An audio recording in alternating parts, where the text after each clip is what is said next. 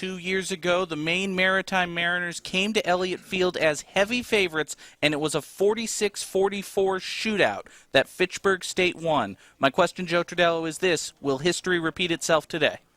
Well, we hope that the outcome is the same, John, but I guess it depends on which Fitchburg State team shows up today. 2 weeks ago, we saw them play real good football on offense, defense, and special teams when they beat Curry College. Last week, I guess, was kind of just the opposite. They had trouble on offense. Defense bent, finally gave in, and even special teams had a tough time. So I think it really depends on which team we see today against Maine Maritime. Maine Maritime lost last week 13-7 at home to Plymouth State. So both teams coming off a loss. Maine Maritime is yet to win. They're 0-2, and Fitchburg State would like to get back in the win column today. There certainly has been a lot of turnover in the 2 years since the Mariners came to Elliott Field. Almost an entirely new squad, but still we'll see the triple option running-based offense from the Mariners. Hopefully for the Falcons, a little more balance, a little more of the throwing, as well as the impressive rushing of Stephon Teague. Right, we can't say enough about Teague. He really is an outstanding running back.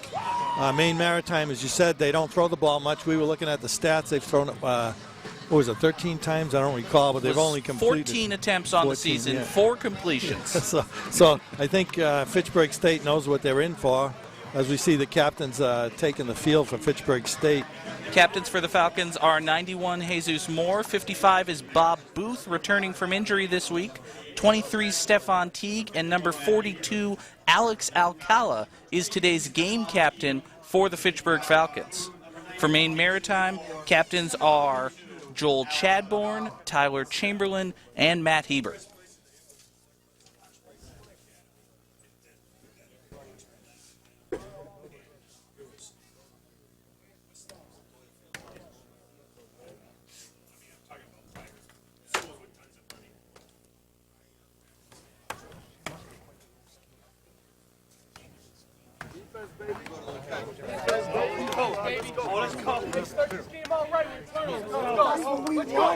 Maine Maritime has won the toss and elected to receive. The Falcon defense will be on the field first, so let's take a look at the defense for Fitchburg State.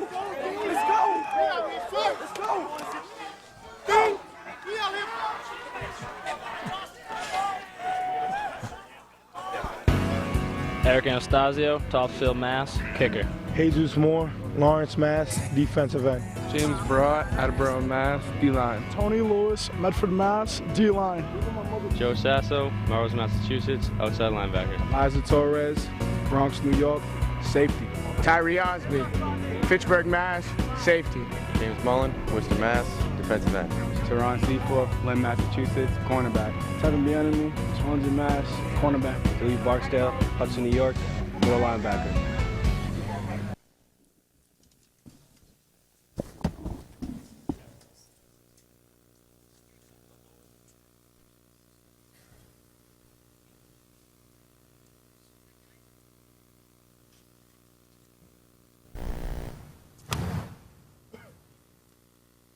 Ladies and gentlemen, at this time, please remain standing as we honor America with the playing of our national anthem.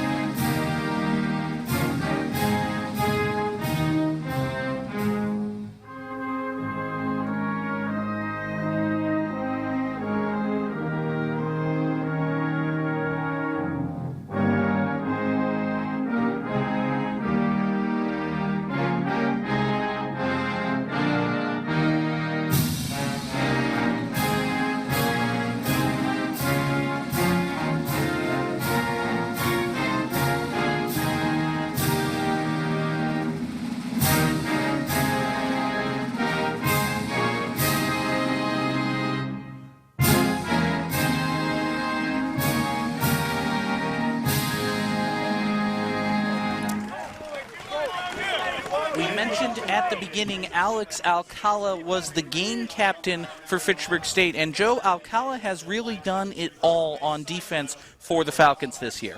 Yes, I believe he's leading them in tackles this year. And another thing on defense for the Falcons, Bob Booth is back. He missed last week's game. Anybody that was following the first two games we've done on TV, and it's good to see him back too. He'll be number 55.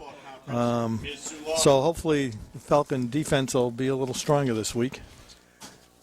We do welcome those in Fitchburg watching us on FATV. If you know someone not in the area, maybe a Maine Maritime fan or someone who'd just like to follow the Falcons from afar, live streaming is available at FitchburgFalcons.com. And our good friend Sean Sweeney from the Sentinel and Enterprise is here. You can follow him on Twitter at Sean Sweeney SE. You can follow me on Twitter at John Gugerty. And you can follow Joe Tredello on Twitter when pigs fly, I think. You got that right. I've never done a tweet, I guess it's called. Is it called a tweet? Yes, it is. Yeah. Facebook, I've gone on a few times. Not a fan of that either, to be honest with you. Eric Anastasio will be doing the kicking for the Falcons. Back deep to return for Maine Maritime. Looks like that's Alex Gamester and Billy Weatherby. And the kick is away. High end-over-end kick taken in by, actually, that's Michael Cummings at about the 11-yard line. He's out to the 20, still on his feet, across the 30, finally brought down at the 33-yard line, where the Mariners will take over 1st and 10. Nice run back by Cummings as Fitchburg couldn't make a couple of tackles there and could have actually stopped him about 10 or 15 yards shorter. The Mariners will come out in the triple option. Their quarterback nominally is Bradley Reed. Reed under center on 1st and 10. Handoff goes up the middle. Brought down after a gain of a couple of yards is number 20, Billy Weatherby. Billy Weatherby, the ball carrier. And that's what we expect to see from Maine all day long, is just a run. As we said, they've only passed 14 times in 2 games. It's a rushing-based offense. It's a deception-based offense. A lot of the time, you don't know who has the ball. 2nd down and 8 now for the Mariners. Ball spotted at about their own 37. Quarterback keeper this time. Now pitch out to the far side. And knocked down at about the 41 is 27. That's Joe DiBiase. Here's a replay. You'll see fake the handoff there and then give it to the second back. There he is right there, number 27. And he goes down the left side, almost picks up a 1st down, a couple of yards short. 3rd down and call it about 2 now. Ball spotted at the Mariner 42. And Reed will go under center once again. Reed will keep it himself. Pitch now to the near side. Brought down immediately. Very close to a 1st down is Ryan O'Neal. Will wait for the spot. Ron Seaforth in on the hit for the Falcons. Okay, here you see another fake to handoff. Now he pitches it again. Basically the same play to the opposite side this time. Coming down the right side, and Seaforth making a nice tackle there to deny him the 1st down, but it looks like they might be going for it. They are indeed going for it. 4th and about the length of the football. Indecisiveness from Maine Maritime, though. I think I'd be a little indecisive, too.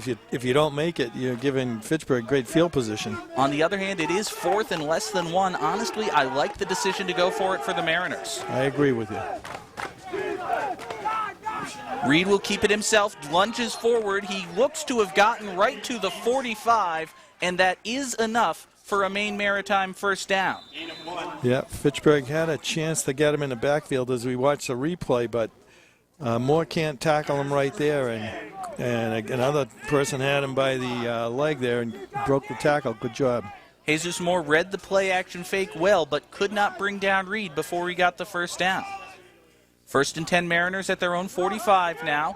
Reed still has the ball, and he is brought down in the backfield. Loss of about 1.5 yards. Tully Barksdale is the hit for the quarterback. Looked like that was Talib Barksdale leading the hit for the Falcon defense, and that's a great shot. We got to thank Glenn Fawcett down there on the sideline for that one.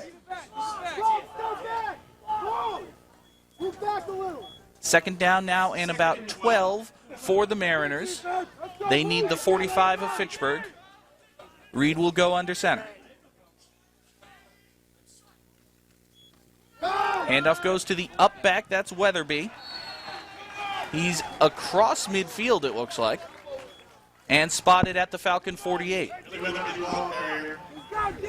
Here you see it again. Weatherby gets a handoff, almost trouble with the exchange, but he goes right up the middle and makes a nice gain on that play. Give Weatherby about 9. It'll bring up 3rd down and 3 for the Mariners. And if they don't get this, I imagine they will be going for it.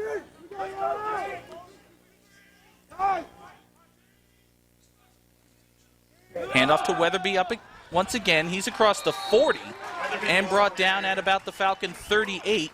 Gain of 10 for Billy Weatherby and a Mariner first down. Nice job here by the offensive line to open up a hole for Weatherby on the left side and makes a big gain there and picks up the first down. We mentioned last week, Joe, that the Falcon offense was the same play almost all the time. Handoff to Teague, handoff to Teague. With Maine Maritime, you know it's a handoff. You just don't know who has the ball. Right, and that's a big difference.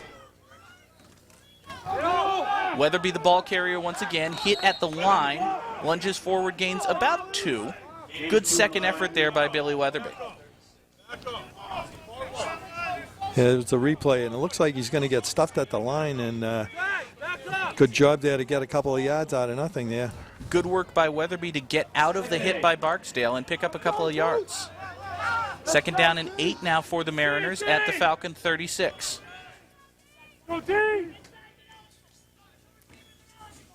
Reed keeps it this time.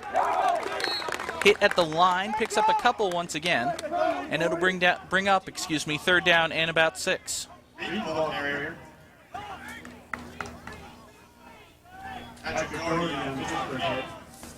We remember the first game talking about how Fitchburg State had trouble holding the opposing team on 3rd downs. They did a good job with that against Curry. Had a little trouble last week against Salve Regina. Let's see how they do right now.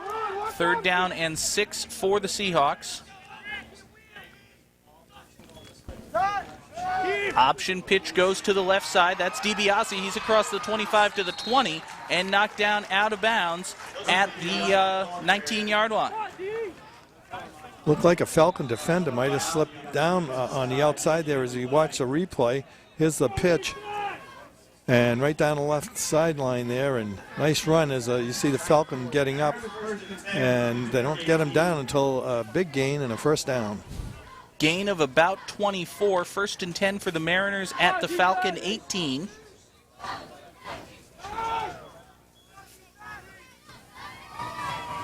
And this time it's Weatherby, the ball carrier. Good gain for him, maybe 6.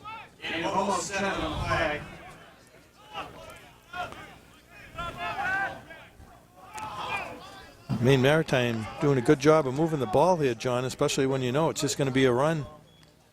Joe, as the Mariners get further and further from the press box here, it's going to take me longer and longer to identify the ball carrier. Yeah. 2nd down and 4 now for the Mariners. They need the 8 of Fitchburg for a 1st and goal. Handoff goes to Weatherby straight up the middle once again. Breaking tackles. He's close to the 4. And here you see the replay, and Weatherby, tough guy to bring down. He's sort of like Teague. He just keeps churning and picking up yardage. We've seen that a lot, and some potential bad news for the Falcons. Bob Booth, returning from injury this week, limps to the sidelines. He will be replaced. 1st and goal for the Mariners at the 7 of Fitchburg. Just under 8 minutes to play here in the 1st quarter. Looked like that was Weatherby, the ball carrier, once again. Gain of a couple for him. And Weatherby is 220. He's only 5'8", so he's a powerful little runner.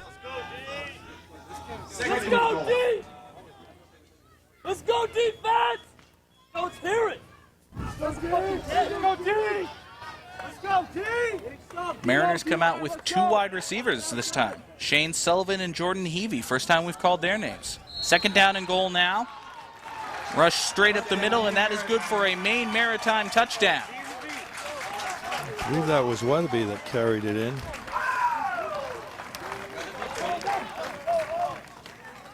Here you see the replay, takes a handoff, goes right up the middle, able to get to the goal line. So Maine Maritime takes the ball on their first possession, and they just run it right down the throats of the Falcons. They sure did, and again, the Falcons had trouble on 3rd and 4th downs of holding the Mariners. William Allsbrooks in to attempt the extra point, excuse me. Snap down, the kick is up, and it is good. So with 7:26 to play here in the first quarter, the Mariners lead this one by a score of 7-0. As you said, John, they really did run the ball right down Fitchburg's throat. They really didn't have too much of a problem there. Once they picked up that 4th down play, it seemed like after that, a lot of the runs were just kind of big gainers. And Fitchburg in the hole right away. You know what's coming from the Maine Maritime offense. They're going to run the ball, but it is just so hard to stop with so many different potential ball carriers. We saw Reed keep it on that one. We saw Joe DiBiase. Of course, we saw Billy Weatherby. It's a very varied offense for one that doesn't throw the ball. And not to mention the offensive line did a heck of a good job of making some big holes there and allowing the backs to get free. Allsbrooks will kick it away. Back deep for the Falcons are Luis Cruz and Tevin Bienemy. Cruz set deep for the Falcons. End over end kick taken in by Cruz at the 9. He's across the 15 to the 20. And he will be wrapped up and brought down at the 21-yard line. Let's take a look at the Fitchburg State starting offense.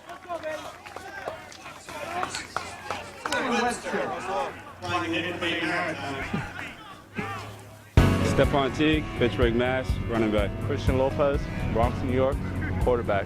Jermaine Patterson, Lynn Mass, fullback. Brian Wallace, Air Mass, wide receiver. Dan Justina, Gardner, Mass, offensive guard. Junior New Saint, Queens Village, New York, fullback. Walter Cruz Merrick, Ashby, Mass, North Middlesex Regional High School, O-line. Jameson DeGeronimo, Fitchburg, Mass, O-line. Pat Johnson, Situate, Mass, O-line. Ryan McDonald, Hebron Academy. I play quarterback. Brendan Cohen, Westbrook, Connecticut, left tackle. Ty Spencer, Foxborough, Mass, wide receiver. First down pass is complete to Ty Spencer. Gain of about 9 on the play, just shy of a Falcon first down. 2nd and 1. 2nd down and 1 now for the Falcons. Stephon Teague is the tailback. And it's a handoff to Teague along the left side. He is tripped up in the backfield, however, and brought down. Yeah, nice play there by the defense. I didn't catch the number. Looks like number 50 right there. He just grabs him, gets enough of him to trip him up, and that's number 50, Frank True. 230, 6 feet, big boy. Loss of about half a yard for Teague, so 3rd and a long 1 now for the Falcons. Here we go. Punt. They will come out in the I formation with Teague behind junior Lewis Saint. Handoff to Teague along the right side now. He's hit at the line, fighting for yardage. Does not look like he got the first down. No, he's either back to the line of scrimmage or might have even lost it just a hair. Big 3rd down stop there by Maine. They'll spot him at the 32. So 4th and 1, and the Falcons will kick it away. We saw Maine Maritime face a 4th and 1 from their own 45 or so, and they decided to go for it. The Falcons do not on 4th and 1 from their own 32. Yeah, there's a big 10-yard difference there. Brian McDonald will kick it away for Fitchburg State. Cody McDonald set deep for the Mariners. McDonald's kick is away, high end over end, taken in at the 35. McDonald will attempt a return. He's across the 40. The ball is loose, and it appears as though the Falcons have fallen on it. Cody Forrest with the recovery, a big shift in momentum. You got that right, John. It looked like Fitchburg was missing a couple of tackles again, and fortunately they were able to strip the ball and come up with the ball on about the 42-yard line as we see it here. And right around here, he's going to lose the ball, and then you see it on the ground, and Fitchburg State able to come up with it. Great work by Tevin Bienemy, made the initial hit and held McDonald up, allowing a second Falcon to come in and knock it loose, and then Cody Forrest opportunistically falling on it. 1st and 10 for the Falcons at the Mariner 42. I formation behind Lopez. Stephon Teague is the tailback. Lopez back to pass, looking to his left. He throws. Pass is incomplete, overthrown. Looked like that was intended for Jordan Burris. Yeah, and he had his man beat, and the throw was just pass was just overthrown. And here you see it again, Lopez dropping back. Right-handed passer. He's going to throw it over the middle, but just a little bit too long. We are seeing more of the vertical game from the Falcons early on, though. 2nd down and 10 now for the Falcons. They'll come out in the pistol. And it's a handoff to Teague. No, excuse me, Lopez on the keeper. Excellent play-action fake there. Lopez is across the Mariner 40 and knocked out of bounds after a gain of about 4. Yeah, very nice fake there. It did look like he gave it to Teague. Right here we'll see the replay, and he doesn't. And, of course, we all thought he gave it to him. Nice job there, Lopez, and he picks up a few yards down the right side. So a gain of about 3 for Lopez on the designed run. 3rd down and 7 now for the Falcons from the Mariner 39.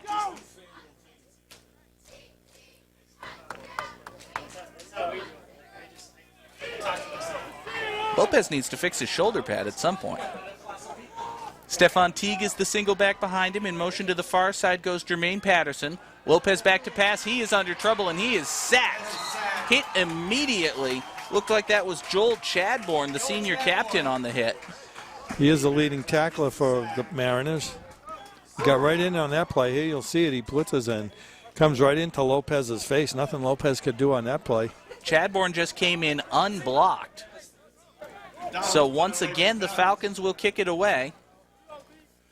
Chase Hutchinson deep. And this time it's Chase Hutchinson set up to return for Maine Maritime.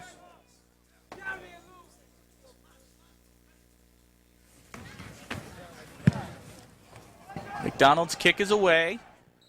Bounces out of bounds at about the 21.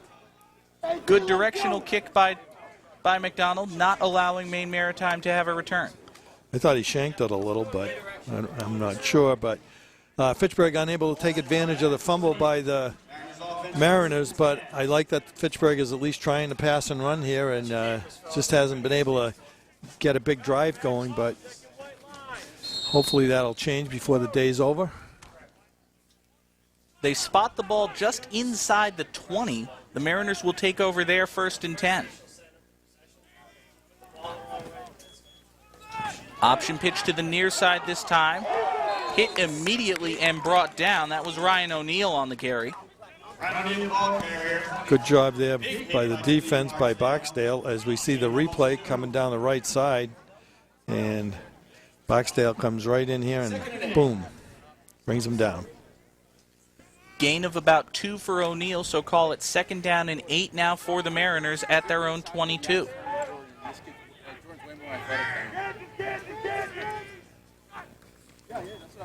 Weatherby the ball carrier this time, and he is hit immediately. Might have gotten a yard, but that's it. The Falcon defense is stiffening against the triple option. Okay, and here we see the replay. There's a handoff.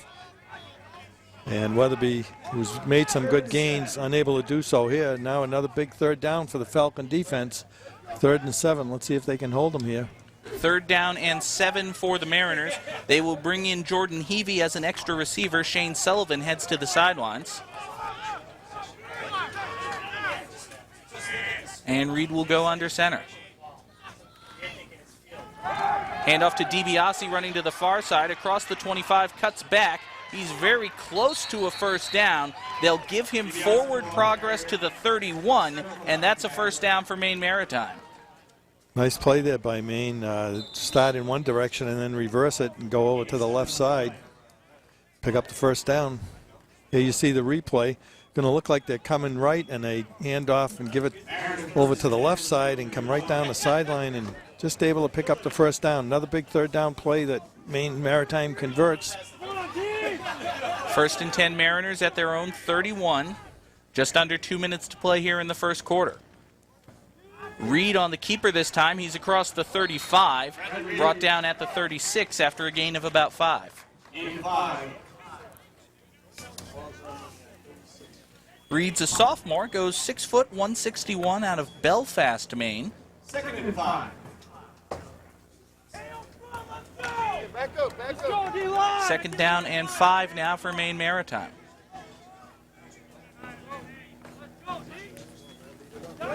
This time it's Weatherby up along the far side, breaking tackles into the open field. He's across midfield and brought down at the Falcon 48 after a gain of about 23.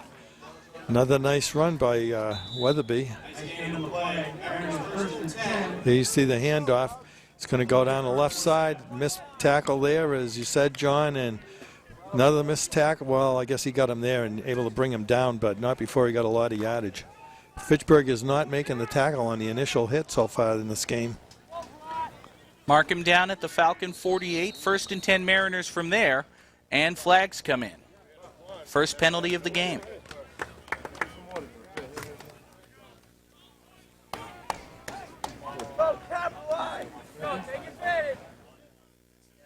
Oh, 94 on the offense. Line up in the neutral zone. First down. So a 5-yard penalty. Offensive lineman was lined up in the neutral zone, and that'll back the Mariners back into their own territory. First and 15 now.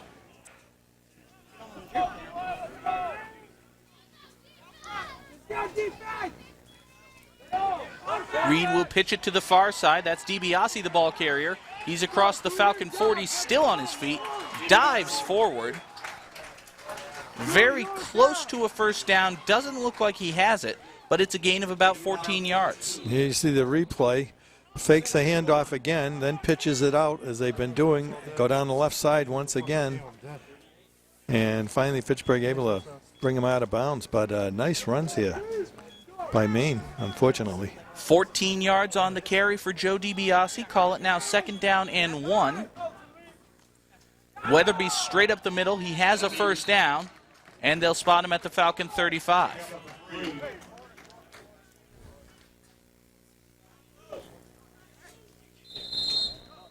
Okay, there's a handoff to Weatherby, and he just goes off the left tackle and straight ahead, and another nice gain as we end the first quarter here.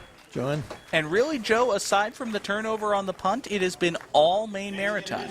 Sure has. They have done a good job of running the ball, and that's all they've done is run the ball.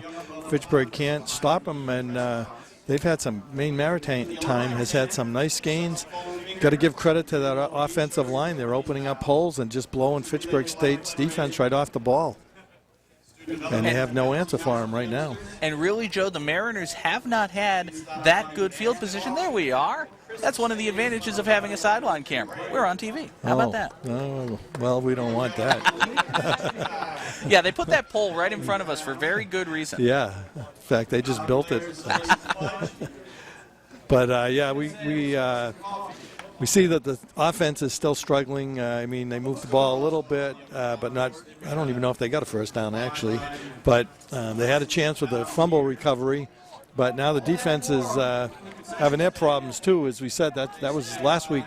Both sides of the ball had troubles. So we need the team that. There we go. There are cameramen. That's Bill Gates on the left, Scott May on the right.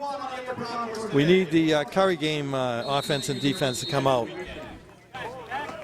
As we start the second period. As we start the second quarter and return to live action, first and 10 Mariners at the Falcon 35. Maine Maritime will now go from the right to the left.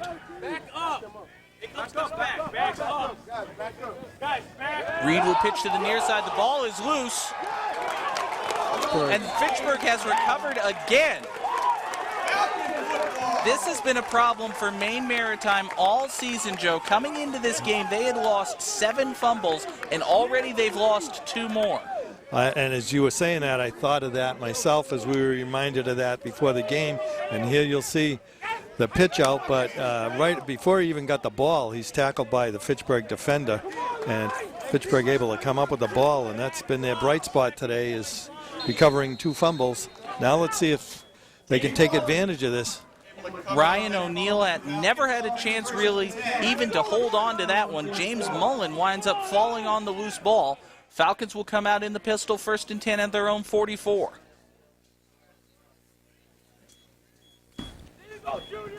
Play action fake. Lopez will keep it himself. He's brought down in the backfield. I'm not exactly sure what the intent was on that one, but it needs a little work. Yeah, because they fake nobody out. at least nobody on the Maine Maritime defense. Here you see it. He fakes the handoff there, and it looked like a pretty good fake, but then the ball was out there where everybody could see it, and I think Lopez it was a design run for him, I believe. It looked like the intent was that Lopez would follow Luis Feliz and almost use Feliz as a lead blocker, but there was just nothing there. Loss of about 3 on the play, 2nd down and 13 now for the Falcons. They'll come out in the I. Lopez quick pass to the right side is complete to Burris. He's across the 45, still on his feet, breaking tackles. Lunges forward across midfield. Gain of about 11 for him. It'll bring up 3rd and 2. I believe that's the biggest gain of the day, is it not, John? That is indeed the Falcons' biggest offensive play as we take a look at the replay. Yeah, Lopez throws it off to the right flat here, and Burris just takes it down the right sideline and gains a couple of yards as he breaks a tackle there, and pretty good run there to get extra yardage after the pass. Great work by Burris. By all rights, that should have only been 4 or 5 yards. He turned it into 10. 3rd down and a long 2 now for the Falcons. They'll come out in the broken I formation. Lopez back to pass. Looks to his right. Pass for Burris is caught. An incredible catch by Jordan Burris on the sideline. One-handed catch, it looked like from here. We were a little screened by the players, but it looked like he grabbed it with one hand as we see the replay. Again, right off to the right flat, and well, I don't know if you can see it there. You just barely can't see it. Jordan Burris brought that one in with just his left hand. It was a remarkable catch. 1st and 10 now for the Falcons at the Mariner 42 as they're marching down the field. Handoff goes to Stephon Teague straight up the middle. He's got a hold, ducking out of tackles, still on his feet, and brought down at the 36 after a gain of about 6 yards. Nice run there by Teague with his usual zigging and zagging, and tough to bring down. And here you see the replay. Good lead block there by 27 of the Falcons. Nice hole to run through. And Teague just jitterbugging over to the left and makes a few extra yards. Well-designed play there. Daniel Delagustina, the right guard, actually pulled and acted as a lead blocker on that one. Picked up about 6 yards. 2nd down and 4 now for the Falcons at the Mariner 35. Lopez will throw long to the right for Burris in the end zone. Pass is caught but incomplete. He came down out of bounds. Yeah, nice try there by Burris, but just couldn't stay in bounds. Well thrown ball, just a little overthrown. Burris made the catch but couldn't get his feet down in bounds. The Falcons will face 3rd and 4. Here you see the replay. Lopez drops back, just sends it up there. Pretty good coverage by Maine, but Burris, this you can see his right foot comes down out of bounds and his left foot follows. Good work by Lopez throwing the ball where only his receiver could make the catch. Unfortunately, excellent defense by Maine Maritime. Burris was unable to bring that one inbounds. 3rd down and 4 now for the Falcons. Lopez takes the pass. Quick sling pass to Teague on the near side. Ducking tackles across the 35-30, still on his feet. Across the 20-15-10, and he is in. Touchdown, Stephon Teague. Made a nice move there on the Maine defender and froze him and then just blew by him on the right. Nice run there by Teague. 36 yards on the catch and run for Teague, and the Falcons are an extra point away from tying this one up. This one might even be a run. Yeah, I mean, that looks like it's almost a lateral, too. It looks like it's behind it, but makes one tackle a miss there, and right around here, he's going to sort of stutter step, stop, and freezes that defender and blows right by him on the right. Nice job there by Teague.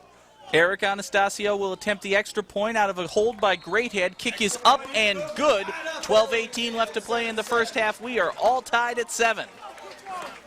Okay, Fitchburg State able to take advantage of the fumble that time, John, and get on the scoreboard and tie the game up. But what a nice play that was, on a very nice run by Teague at the end. Really, ever since the end of the first quarter, Joe, momentum has been on the side of the Falcons. They were stopping the Maine Maritime offense. They did force the fumble, and then the Fitchburg offense was able to march down the field and score the touchdown. Yeah, so right now Maine's biggest enemy is themselves with their 2 fumbles, and that definitely is what's propelled the Falcons. And as you said, that was one of the Maine's problems coming into this game, is in 2 games they fumbled 7 times, and now it's up to 9 times in 3 games, and this game's not even half over. 9 fumbles in 2 games and a quarter, essentially. So that's they're averaging 3 a game. That's good for the Falcons. Anastasio will kick it away from his own 35. Set back deep to return for Maine Maritime. Looks like that's Cummings and Hale.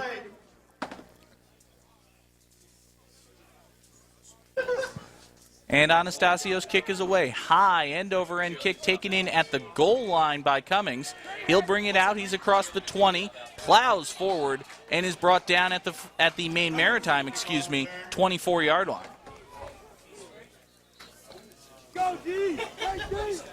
Nice run back there by Cummings to get it out to the 24. He went right up the middle. But now let's see how the Falcon defense responds. See if the offense picks up the defense here. You see the offense on the sideline there, getting instruction from the coaches, looking to build on the momentum that they now have. 1st and 10 Mariners from their own 24-yard line.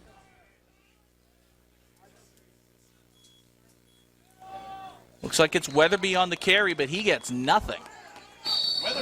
Flag comes in late, however. Looks like this one might be getting a little chippy.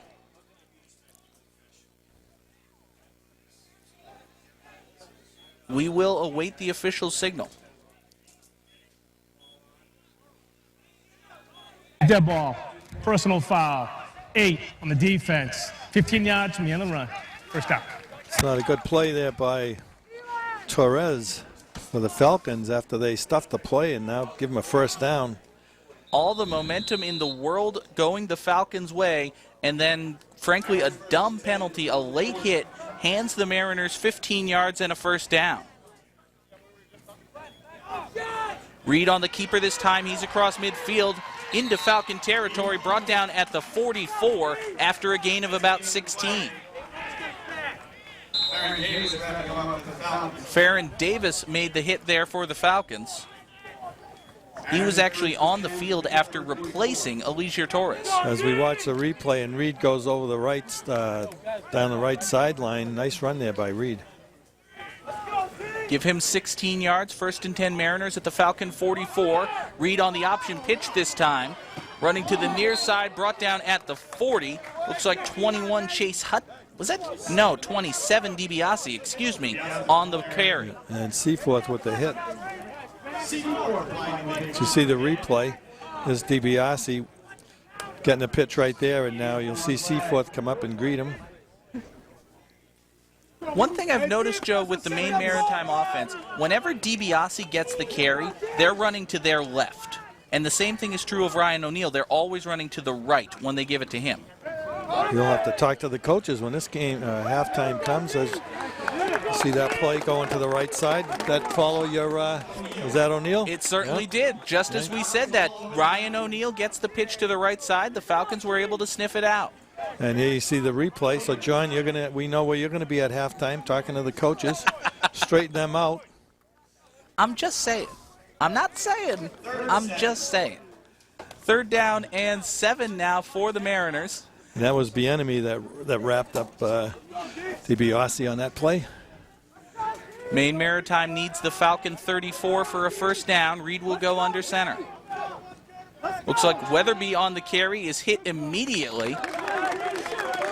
Fullback straight into the line, gets a yard. So 4th down for Maine Maritime. Yeah, you see the replay. Weatherby off right tackle. Good job there by the Falcon defense on 3rd down. Let's see what they can do here. To my eye, Joe, that was the call of a team that knew they were going for it on 4th, and Maine Maritime will indeed keep the offense on the field. 4th and 6 for Maine Maritime at the Falcon 40. Reed back to pass off play action, throws long, incomplete, over the head of Jordan Heavey. And the Falcons get a stop. They will take over on downs. All right, good job by the defense, and maybe we see why Maine's only thrown 14 times this year, as we see Reed drop back here, and he's going to overshoot his receiver right there. Actually, a little behind him, too. Would have been a tough catch if he was able to haul that in. Would have been a tough catch and good coverage by Bieniemy in the Falcon secondary. So the Falcons' defense comes up big, even with the costly penalty. Let's see if the offense can move it once again. Pretty good field position here. Falcons will come out in the single back, 2 tight ends. Handoff to Teague running to the right side. Got some good blocking, cuts it back up the middle, and Teague will be brought down after a gain of a couple. Looked like Teague might have had an ability to come further to the near sideline, but he elected to cut up the middle, only gained about 2. Yep, good stop there by Hermes. I believe Regis was on the tackle. 2nd down and 8 now for the Falcons. We got a quick shot there of the defensive huddle for Fitchburg State. The Falcon offense will come out in the I formation. Teague, the tailback behind Lewis Saint, the fullback. Lopez back to pass. Looking to his left, throws incomplete. Looked like that was intended for Ty Spencer. He couldn't get a hand on that one. No, it was just a bad throw. It was behind him. Spencer was wide open, but the throw was off the mark by Lopez. Spencer did have some open field around him. He was open. Lopez just couldn't connect on the pass. Go out! 3rd and 8 coming for the Falcons, and they will spend their first time out just about halfway through the 2nd quarter of this one. Well, we have time, John, and then I'll talk more about the game. But crew, John Dextrace is directing. Travis Falk is doing graphics. Tim Doust, replay. Cameramen, Scott May and Bill Gates are up on the lift, and Glenn Fosser is the field camera. And Dave Svens is doing audio. I think we've seen more of a variety of plays from Fitchburg State this week than we did last week. I certainly brought that up enough times last week. But I really believe the pass has opened up the run a little bit today. Usually the run opens up the pass, but I think maybe Maine came in here thinking that Fitchburg was going to exclusively run the ball. And we've seen him complete some nice passes, one for a touchdown, actually. That was especially true on the last drive, Joe, where the pass opened up some running lanes for Stephon Teague. 3rd down and 8 now for the Falcons. They'll come out in a broken I formation. Lewis Saint to the near sideline. Lopez rolling out to his left. He will keep this one across the line of scrimmage down at the 45. Gain of about 3 for him, but it will be 4th down. Okay, here we see Lopez again, looking downfield.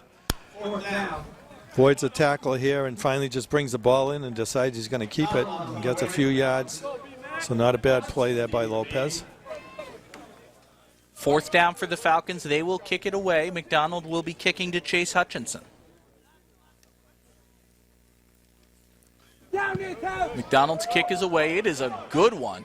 It's going to bounce at the 5, head to the sidelines, and be downed at the 6-yard line. A great kick for Brian McDonald. Give him 50 yards and no return.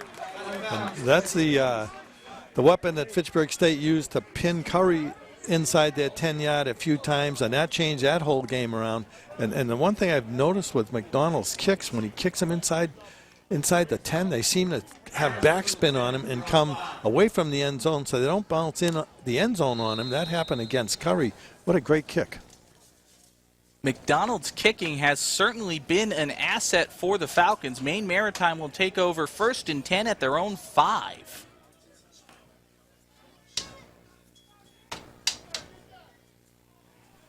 Looks like that's Weatherby on the carry. The ball is loose once again. The Falcons recover another one. My goodness. I didn't see the ball pop loose, and we'll see if we can see it on the replay. Neither did I. Weatherby goes into the pile and immediately loses the ball. So that's number 10 for that, and you see Fitchburg's got the ball right there, yeah. So 10 fumbles in 3 games, not bad. Looked like that was Luis Cruz on the recovery. We couldn't see who knocked it loose, but the point is the Falcon offense has the ball 1st and goal at the Mariner 5. Fitchburg State will come out in the I formation. Teague, the tailback behind Lewis Saint. Handoff goes to Stephon Teague, straight up the middle, and he is in. Touchdown S. Teague 3. Falcons take the lead. Nice job by the offensive line to open up a big hole for Teague on that. And they didn't waste any time putting that one home. One play, 6 points. Can't get much more efficient than that. Nope, defense makes a big play, offense makes a big play after special teams made a good play with a nice punt. And here you see the replay. T gets a handoff, a nice big hole to go through, and they don't touch him until he's at the goal line. No, wonderful blocking by the Falcon line. Junior Lewis Saint, the fullback, Daniel Delagostina, the pulling guard. Big hole for Stefan Teague. I could have scored on that one. Maybe. I think now you're pushing it. Okay, I'm pushing it. Anastasio's extra point is up and good. 7:49 to play in the first half, and the Falcons lead this one 14-7. Wow, but Maine Maritime really is damaging themselves. I mean, again, another fumble, costly fumble inside their own 5-yard line. Good for Fitchburg State to take advantage of it and take the lead for the first time in this game. And again, they've mixed up the run and the pass pretty well today. Defense has come up big. It looks more like the Curry game today, John, where it's a whole team effort, not just one side of the ball or special teams or whatever. Look good in all phases so far. After the initial drive, just as happened with Curry, the initial drive was the bad one.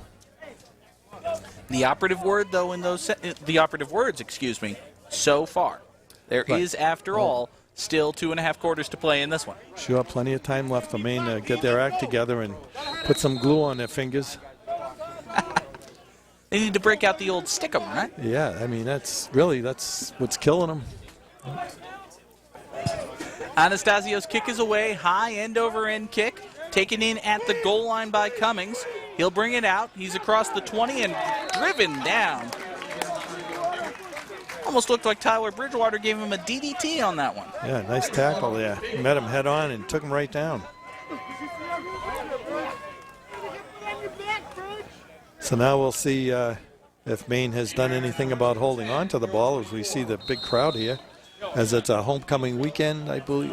It's a family weekend. Family weekend. I think it's Falcon Fest as well. It is a remarkable crowd on a beautiful day here at Elliott Field. Yeah, fantastic day for football and for all the activities going on.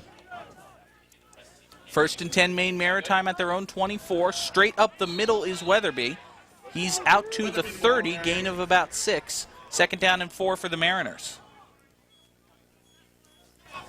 Okay, here you see Weatherby take the handoff right there and go over the right side, and we lose him, but there he goes down. He's taken down.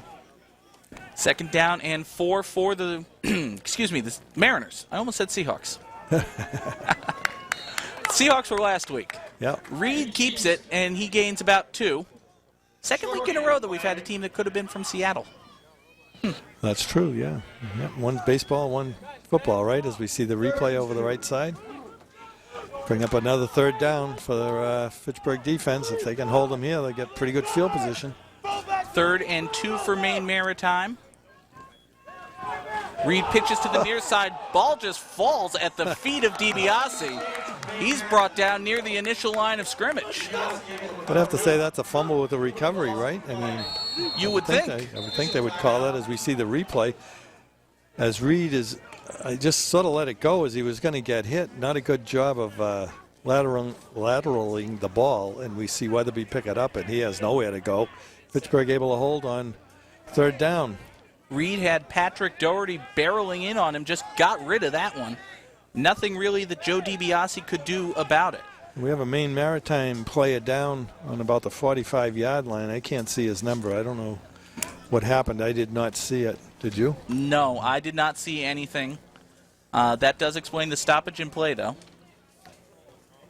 Yeah, so Maine, again, their own worst enemy with another bad pitch this time and another fumble as we see the Maine player able to get up. That's number 68 for Maine, I believe, and that would be Eric Miller, freshman, 250, 5'11". Miller will head to the sidelines. We'll see if we can get an update on him before the end of this one. For the first time today, Maine Maritime will kick it away, and doing the kicking is senior offensive lineman Matt Hebert. Hebert's kick is away. It's a good one, high end over end, taken in by Cruz at the 32. He comes to the near side across the 40 and is hit and brought down after a return of about 10 yards. Yeah, pretty good punt coverage there by Maine Maritime. So far we've seen a good offense, good defense, good kicking by the Falcons, and their secret weapon, Maine Maritime fumbles. It's a very potent weapon. Yeah, it sure is. It's helped them score about 14 points. Falcon offense comes out 1st and 10 at their own 41. Plenty of time left here, 6:18 remaining in the second quarter. In motion to the near side comes Jermaine Patterson. Lopez will throw to the left. Pass is complete to Spencer. He's across the 45 to midfield and is close to a first down. A lot of the Falcon offense, Joe, as we take a look at the replay here, is on these quick pitch outs. Yeah, little flare outs to the flat, and Fitchburg able to get a first down, and Spencer able to take it across the 50-yard line. A lot of these passes are almost backward passes. They may even be counted as rushing yardage. They almost look like laterals. That one to Teague before. 1st and 10 Falcons into Mariner territory at the 49. Stephon Teague the carry. He hits the line straight up the middle. Brought down after a gain of about a yard. Yep, number 59, Andrew Hammond in on the tackle for Maine Maritime. As we see the replay, Teague off to the right. Gets a couple of yards, and then he is just stopped. We've seen the Falcons have success running that play to the left with the pulling guard and the fullback leading the blocking, but there wasn't much of a hole there for Stephon Teague as they tried it to the right. 2nd down and 9 now for Fitchburg State. They'll come out in the I formation with Spencer and Burris, the receivers on the near side. Lopez quick pass is complete to Jordan Burris. He's across the 40 to the 35 and driven out of bounds, and a flag comes in late. That may have been a face mask. Tell you, give credit to Spencer on that play. He made a nice block and allowed Burris to get the ball and make yardage. Quick screen to the near side with one receiver blocking and the other one running the ball. Excellent gain for the Falcons. Personal foul. Face mask. 15 yards from the end. And tack on 15 yards for a first down. And we'll take a look at it again. And if you watch number 9 make a nice block here, as Burris gets the ball there, you see number 9 make a block and free Burris to get the ball and get extra yardage. And he's able to pick up some after the catch. Nice job there, plus the 15 yards. Big gain for the Falcons. The catch, the run, and the penalty all result in Fitchburg State having 1st and 10 at the Mariner 19. Play action fake this time. Lopez is in trouble. He is hit and brought down back at the 25-yard line. Loss of about 7. Yep, in on the tackle for Mariners, Regis and Chamberlain. And nothing Lopez could do. As we see the replay, he drops back, fakes a handoff, and they're right in on him. Actually, that's number 40 for the Mariners. That's Fader that starts the initial takedown of Lopez. It looked like Fader came in right over the tight end Jermaine Patterson, who was going out on a passing route, and Patterson didn't even get the tiniest of blocks on the Maine Maritime rusher. Loss of about second and 17. Stephon Teague the carry. He goes to the left side. He's across the 20 to the 15 and brought down there after a good gain of about 11 yards. So 2nd and long turns into a manageable 3rd down thanks to the rushing of Stephon Teague. Yeah, and I think he wants to go inside a little more and then bounces it to the outside as they got a nice block there by number 72 for the Falcons, Walter Kazmarek. Hope I said that correctly. I think so. If you didn't, I've been saying it wrong for about 3 years. All right, then. We're either both right or we're both wrong, but we know we're never wrong. 3rd down and about 7 for Fitchburg State. They're right at the 15, and they need the 8, and whistles kill the play.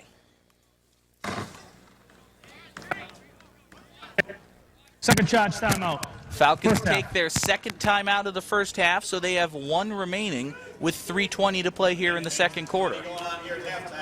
Again, Fitchburg doing a good job of mixing up the run and the pass. I think, again, something we didn't see too much of last week. And they're able to move the ball, again, aided by a nice 15-yard penalty. That always helps. So a lot of it is Fitchburg doing a lot of good things, and Maine just really hurting themselves. Penalties and turnovers have been a good amount of the offense for Fitchburg State. Yep. And Maine, I don't know what you can do to stop fumbling the ball. I mean, you just have to hold on to it somehow. But, I mean, to have this happen 3 games in a row it's not a good sign. And that's why they're winless right now. We do want to encourage fans to stick around at halftime. We'll have some inductees into the Falcon Sports Hall of Fame.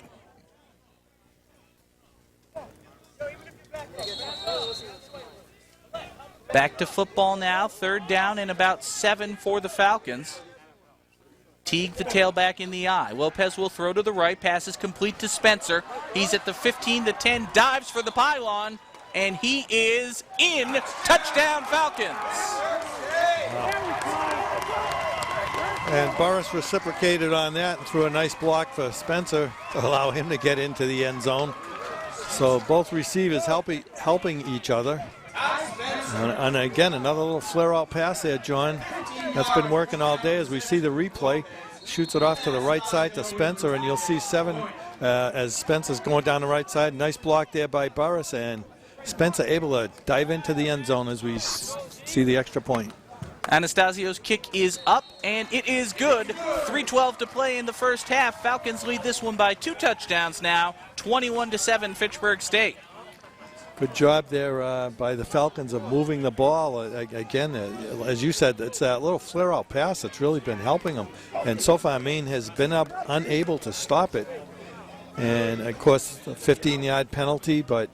And I really think Maine's probably keying more on Teague after last week's game. Not that he's doing a bad job, but now Fitchburg's doing both passing and running and able to move the ball pretty well. No, you're right, Joe. The Falcon offense is balanced, and when they're balanced, they're potent. Yep. We saw that against Curry.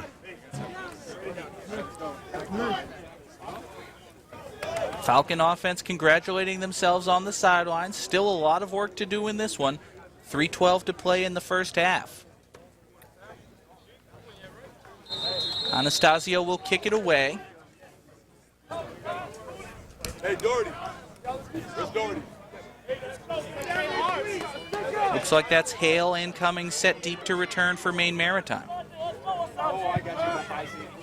High end-over-end kick by Anastasio, taken in on the near side. And up across the 15 is Michael Cummings. Mark him down at the Maine Maritime 25. And before the game, John, when we were looking at Maine Maritime stats, we were saying one of their bigger things was one of their best assets for the game, I guess, was their return yardage on kickoffs. And so far, Fitchburg has done a pretty good job of not allowing them to break anything too long. No, you're right, Joe. For the most part, Maine Maritime has not had very good field position. Their offense has been moving the ball down the field. 1st and 10 for the Mariners at their own 25. Pitch to the far side to O'Neal. He's brought down at the 30 after a gain of about 5. Brought down by Bienemy. And once again, Joe, it's a run to the right, and Ryan O'Neal's the carrier. So I'm telling you, you need to speak to the coaching staff at halftime. So you see Bienemy take him down. They give O'Neal 6, 2nd down and 4. Pitch out to O'Neal to the far side once again. He's across the 40, and he has a 1st down. Now, John, I got to get myself out of trouble here, though. I'm almost implying that the coaching staff wouldn't notice what you noticed as we see the replay, and I'm sure they're sharp enough to see the same thing. Oh, of course. So I don't want to take anything away from them. I figure any observation I can make, the coaches made about 2-3 weeks ago. 1st and 10 for the Mariners on their own 41. Pitch to the far side for that.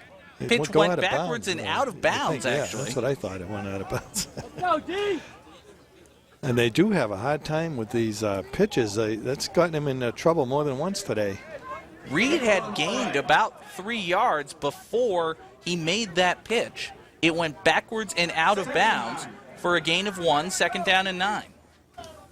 Maine Maritime lucky that Fitchburg didn't fall on that one. Quarterback! Now Reed on the keeper, his hit immediately.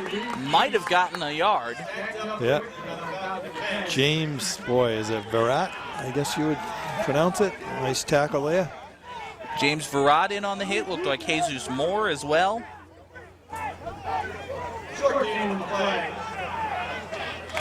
They give Reed about a yard, so call it 3rd and a long 7 from the Mariner 44.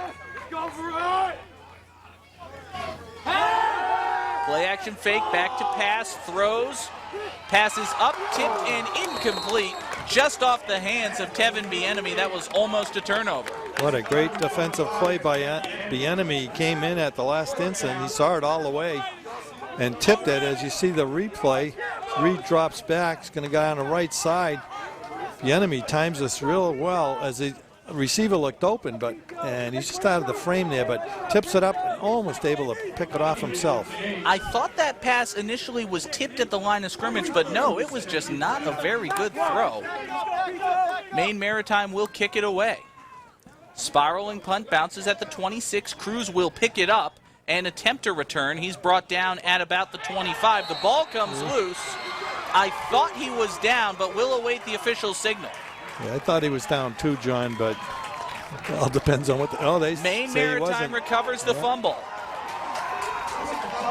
So Fitchburg taking over for Maine in the fumble department. We mentioned turnovers a problem for Maine Maritime. Now they're a problem for Fitchburg. Take a look at the replay here. Okay, we'll try to determine if he fumbles it, if he's down before the fumble or not. And boy, I don't know where the ball came out there. It was really hard to see there. I didn't see his knee hit the ground, actually, so it looks like probably a good call. Break for the Mariners, 1st and 10 from the Falcon 26. Weatherby's up the middle. He's got about 7 yards. This would be a big boost for the Mariners to score with under a minute left as we watch the replay off the right side. Gain of 7 for him. Mariners trying to get in before the end of the first half. Fitchburg takes a timeout. They were not prepared for the no-huddle attack by Maine Maritime. 41 seconds left to play in the first half of this one. Maine Maritime does have all 3 of their timeouts. Fitchburg State just took their last. And any kind of score here for Maine Maritime would be a big boost for them. Hopefully the Falcons can keep him out of the end zone and at most give him 3 points, but we'll have to see. Fitchburg, we hope, didn't get fumbleitis also. Perhaps it's contagious. That's what we have to be afraid of, right? And we've seen Fitchburg in a situation against Curry. The defense bent, broke one time at the beginning of the game and then held on. And last week, in fact, Salve Regina missed a field goal, so there's no points on the board yet. And just 41 seconds. Let's see what the Falcon defense can do here. And from the Mariner perspective, Joe, they know that Fitchburg State is going to get the ball to start the second half. So Maine Maritime would like to do anything they can to go into the locker room down just 1 score. And also to just change momentum, because as you said earlier, Fitchburg momentum is on their side. 2nd down and 3 now for Maine Maritime at the 19 of Fitchburg State. Straight up the middle goes Weatherby. No, excuse me, that's the quarterback on the keeper to the far side. Reads to about the 11 where they will mark forward progress. He does have a first down. Again, Fitchburg, as we get a timeout. Fitchburg State unable to make the initial tackle, or they could have held them, either to no gain or a small gain, as we see the play here. As Reed goes off the right side and unable to bring him down there, I believe that was number 38, Mullen, before Reed's finally run out of bounds. So Reed gets to the 13. Maine Maritime takes their first timeout. They will have 1st and 10 at the Falcon 13 with 34 seconds left to play in the first half. So they definitely have plenty of time to do whatever they want and try to get the ball in the end zone. No, with the timeouts, Maine Maritime can still go with their triple option running-based offense. Yep. They don't have to worry yet, at least, about throwing the ball and stopping the clock. No, but if they want to use that as a decoy and throw the ball, they have that option. Right, time is not a factor right now. Right. 1st and 10 Mariners from the Falcon 13 as they come to the line. Fitchburg 13. Reed will go under center. Play action fake. He'll keep it himself. He's across the 10, near the 5, stood up there. Gain of about 8, and stop the clock. Maine Maritime's taking their second timeout. Second charge timeout. So a good gain for Reed. Looks like he picks up about 7, let's call it. Yeah, host of tackle is there for Fitchburg State. Seaforth was one of them. They're able to keep him at the end zone, but again, still plenty of time, and Maine can still use any option they want. They can pass if they choose to. Well, as we said, they're not a passing team, but they just 0 of 2 on the day. Yeah, and they might figure that Fitchburg's going to play the run. Not that the run hasn't been successful. I don't think I'd pass it right now if I was Maine either, but they do have that option if they want. And they do still have 1 timeout if they elect to go on the ground and don't get a first down here.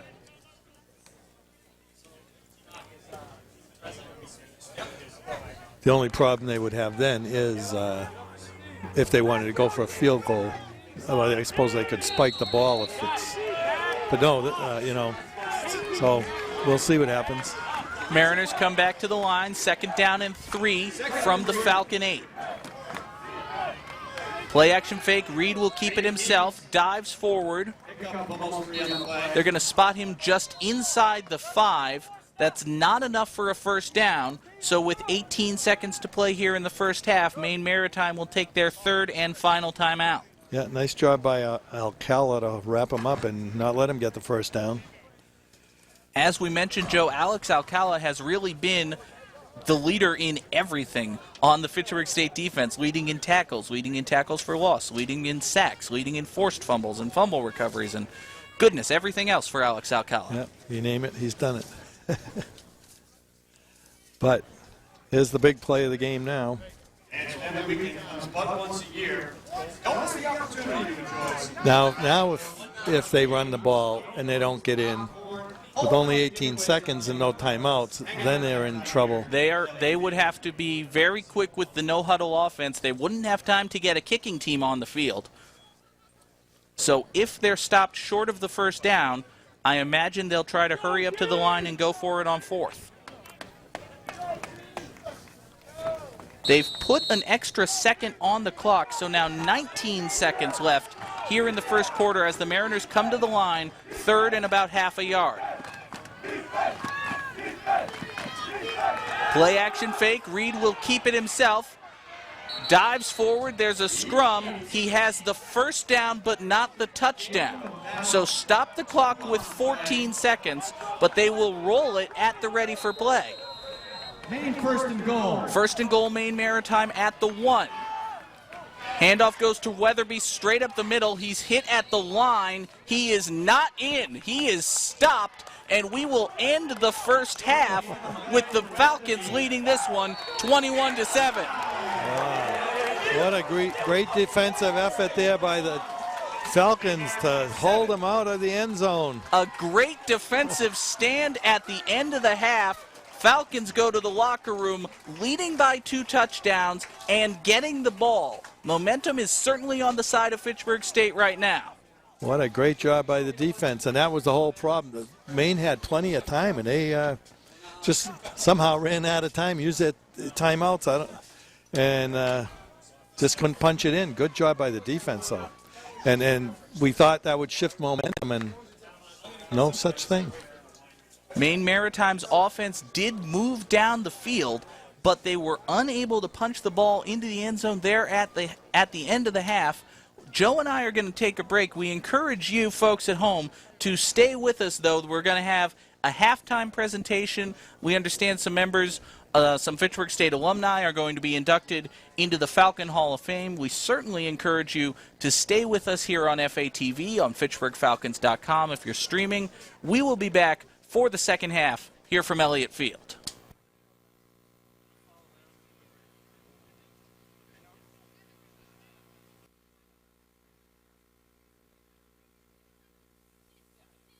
And welcome to Elliott Field.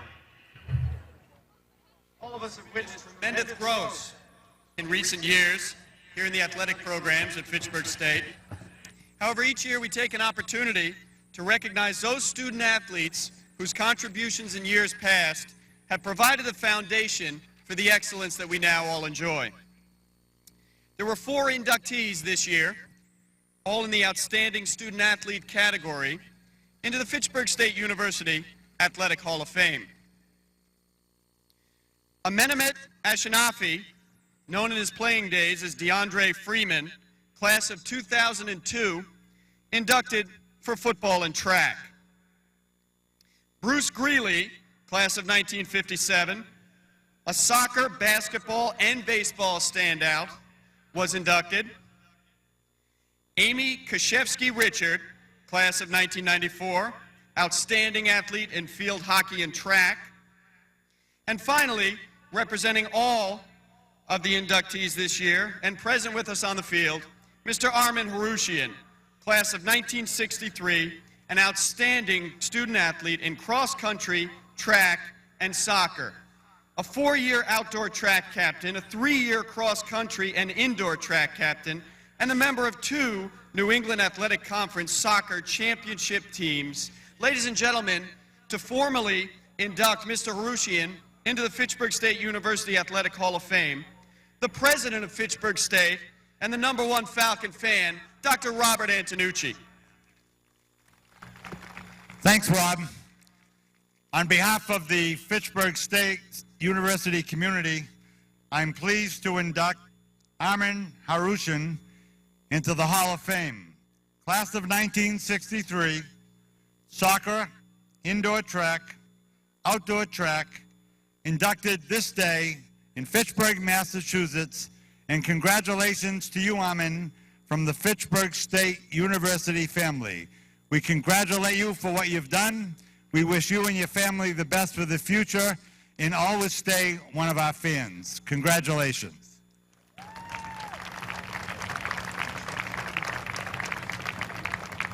Thank you very much. This is a very special day for me and my family, and I appreciate all the accolades. Fitchburg State University has taught me a lot, and I'm very, very pleased to receive this award. Thank you all. God bless. Good job. Nice job. Thank you. All right, good job. You? Thanks. Yeah. No, it's good. Thank you. Congratulations to Mr. Harushian and all the class of 2012 inductees into the Fitchburg State University Hall of Fame. Ladies and gentlemen, hang around. Fitchburg State University cheerleading squad about to put on a special halftime show.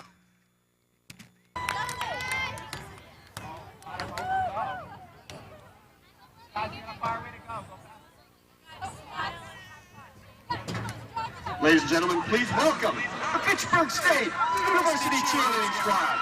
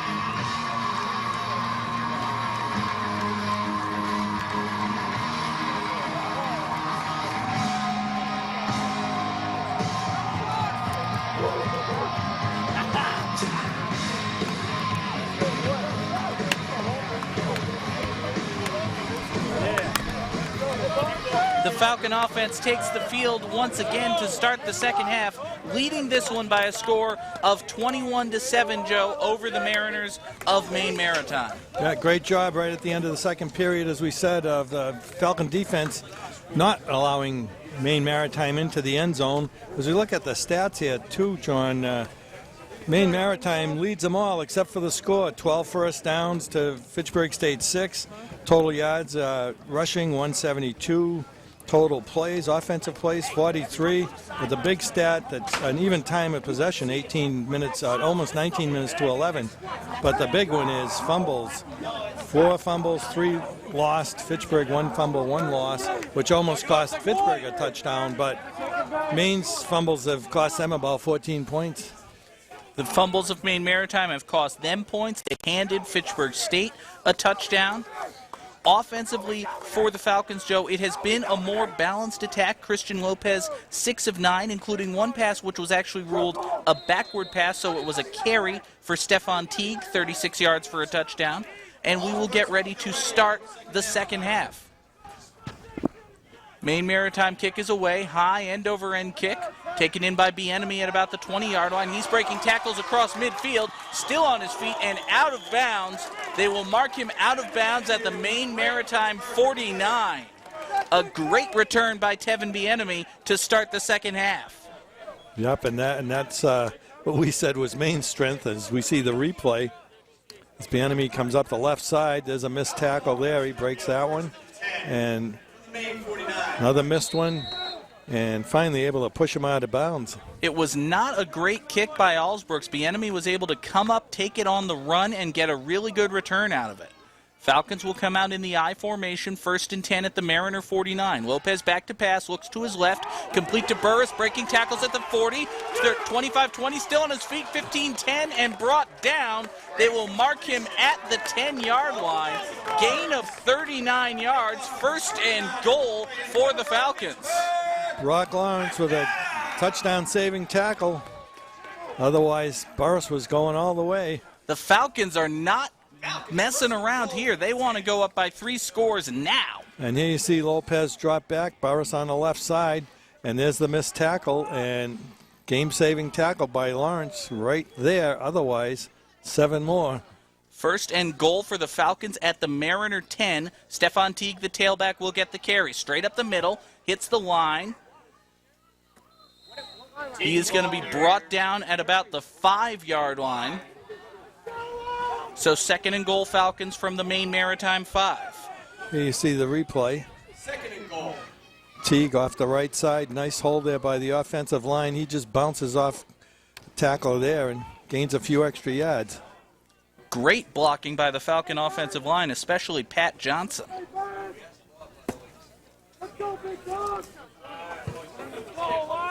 Second and goal now for the Falcons. Teague will come out as the tailback once again. Junior Lewis Sain is the fullback. Lopez looking to pass, under pressure, rolls to his right. He wants to throw. He's going to take it in himself. A flag goes down. Lopez is into the end zone, but we will await the official signal. Lopez is slow to get up, and now he seems okay. The flag came down in an area that is usually holding.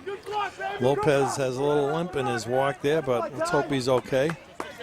Illegal block is called on the Falcons, so that negates the touchdown.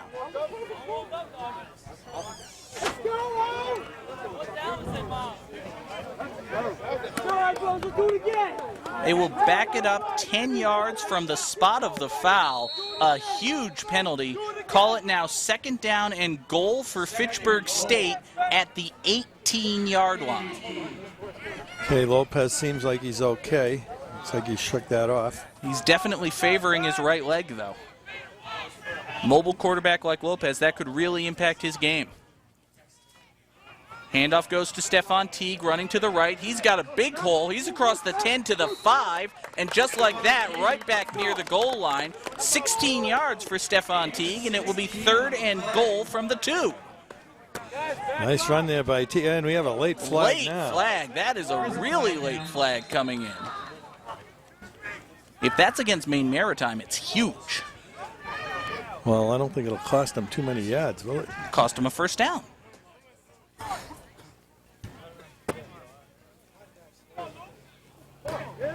Sportsmanlike conduct. Number 27 in the offense. Now it's a big 10-yard penalty. That's Junior Lassant there with a big penalty, as we saw in the first period when Fitchburg got kind of a dumb penalty. A 15-yard unsportsmanlike conduct penalty basically negates the rush by Stephon Teague. So now 3rd down and goal from the Mariners 17. 2 plays in a row. They were down by the goal line, and 2 penalties backed them up. Steven Vasquez checks in as an extra receiver as Junior Lewis Saint heads to the sidelines.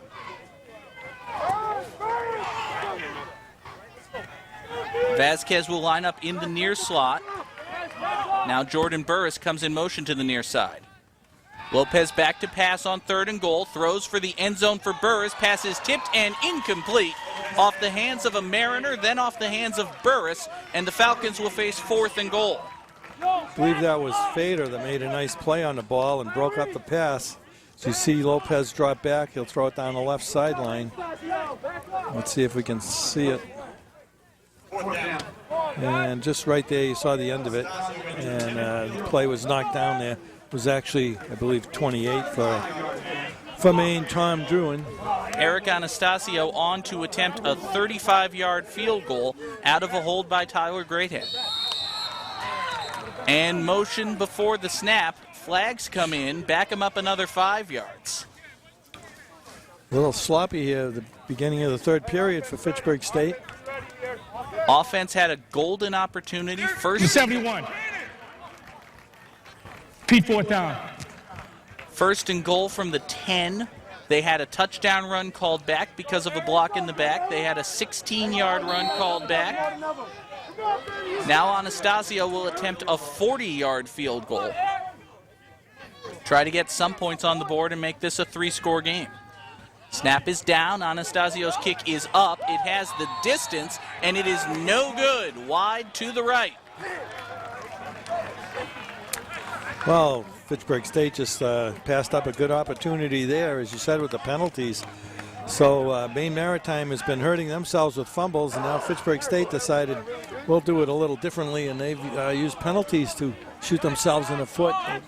It looked like they were going to have a nice extra cushion of 7 points, not to be. Falcons hurting themselves with penalties, and quite frankly, maybe even hurting themselves just by hurting themselves. Christian Lopez walking very gingerly to the sidelines at the end of that drive. 1st and 10 Mariners at their own 23. Option pitch to the far side goes to DiBiase. He's across the 30, mark him down at the 31. It's an 8-yard gain for the $1 Million Man. You see the replay. There's the pitch. And they're continuing with left and right so far, John? Well, they went to the left and it was DiBiase, so yes. Yep. So at least for now. Yep. And you've spoken to the coaches and they know? I sat down with Coach Haverty. He was very warm, welcoming, gregarious, all of that, yeah. 2nd down and 3 for the Mariners at their own 31. Reed is hit in the backfield, but it is a handoff to Weatherby. Yeah, he had already handed the ball off. A couple of those exchanges, they look like they're having trouble. Almost like the, right there, you see the handoff to Weatherby. Almost like Weatherby is up on him, just as he's lucky to get the ball in there sometimes. Weatherby gains about a yard, so call it 3rd and a long 1. Maine Maritime needs to get to their own 33. Reed on the option pitch now to the near side. That's O'Neal. He's out to the 35, so he does have a 1st down. And he does take it to the right. See, I don't just pull stuff out of thin air. That's right. I mean, that's amazing that they would continue doing that. And I'm sure that Fitchburg's aware of that, as we said, but. Well, it's working. Yep, and that's all that matters. Jordan Heavey heads to the sidelines for Maine Maritime. Shane Sullivan checks in. Mariners still have not completed a pass on the day. 1st and 10 for them at their own 35. Handoff goes to Weatherby straight up the middle. He's breaking tackles. He's still on his feet. Across midfield into the open field, 35-30, and dragged down from behind. Huge gain for Weatherby, and it is a first down for Maine Maritime. Yeah, very nice run there by Weatherby. Once he got through the secondary, it was just a foot race. I don't know why he looked back. He should have just kept running. See him go off the left side. And there he is again. Got a couple of Falcons pursuing him, and they're finally able to bring him down, but not after he gained a ton. 33 yards for Billy Weatherby, 1st and 10 Mariners at the Falcon 27. Weatherby gets the carry straight up the middle once again. Hit at about the 20. Give him 6 on that one. This is reminiscent of the beginning of the game as we see the replay. As he goes off the right side of how Maine Maritime started the game, and they were running the ball at will first period, first possession. Weatherby had 68 yards in the first half and a touchdown. He is already over the century mark here with 10.5 minutes to go in the third quarter. 2nd down and 4 for Maine Maritime. Option pitch to the near side. That's O'Neill. He is hit in the backfield and driven down. Great stop there by Taryn Seaforth. Yeah, he just upended him. And I have to say, as you see the replay, there's a handoff, the fake handoff. There's a pitch. Let's see, there you go. You see him just tumble him over. But Reed has taken some hits after he's pitching the ball out or after he's handing it off a couple of these plays. Hey, let's go defense. No gain on the play for O'Neill. Mariners will bring in an extra receiver. That's Spencer Bowring, an extra tight end. 3rd down and 4 for Maine Maritime. Handoff to Weatherby straight up the middle. Close to a first down. I think they're going to spot him half a yard shy, but I imagine down by 2 touchdowns, the Mariners would go for it. Yep, as we see the replay off the right side, and I would think after they went for it on the first quarter that wouldn't be any doubt about it right now. Shane Sullivan heads to the sidelines. They'll bring in Tom Houle, an extra offensive lineman, for 4th down and the length of the football.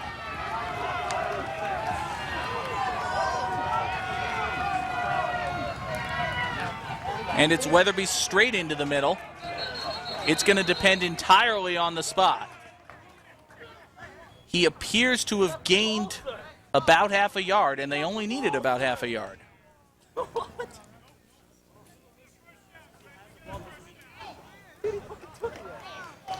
No doubt he got it.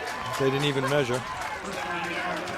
So it is a first down for the Mariners. We'll take a look at the replay. Yep, you see him pull his way over right tackle and keep going. I guess they said his knee wasn't down, so he kept driving ahead. That second effort right there may have been the difference. 1st and 10 Maine Maritime at the Falcon 17.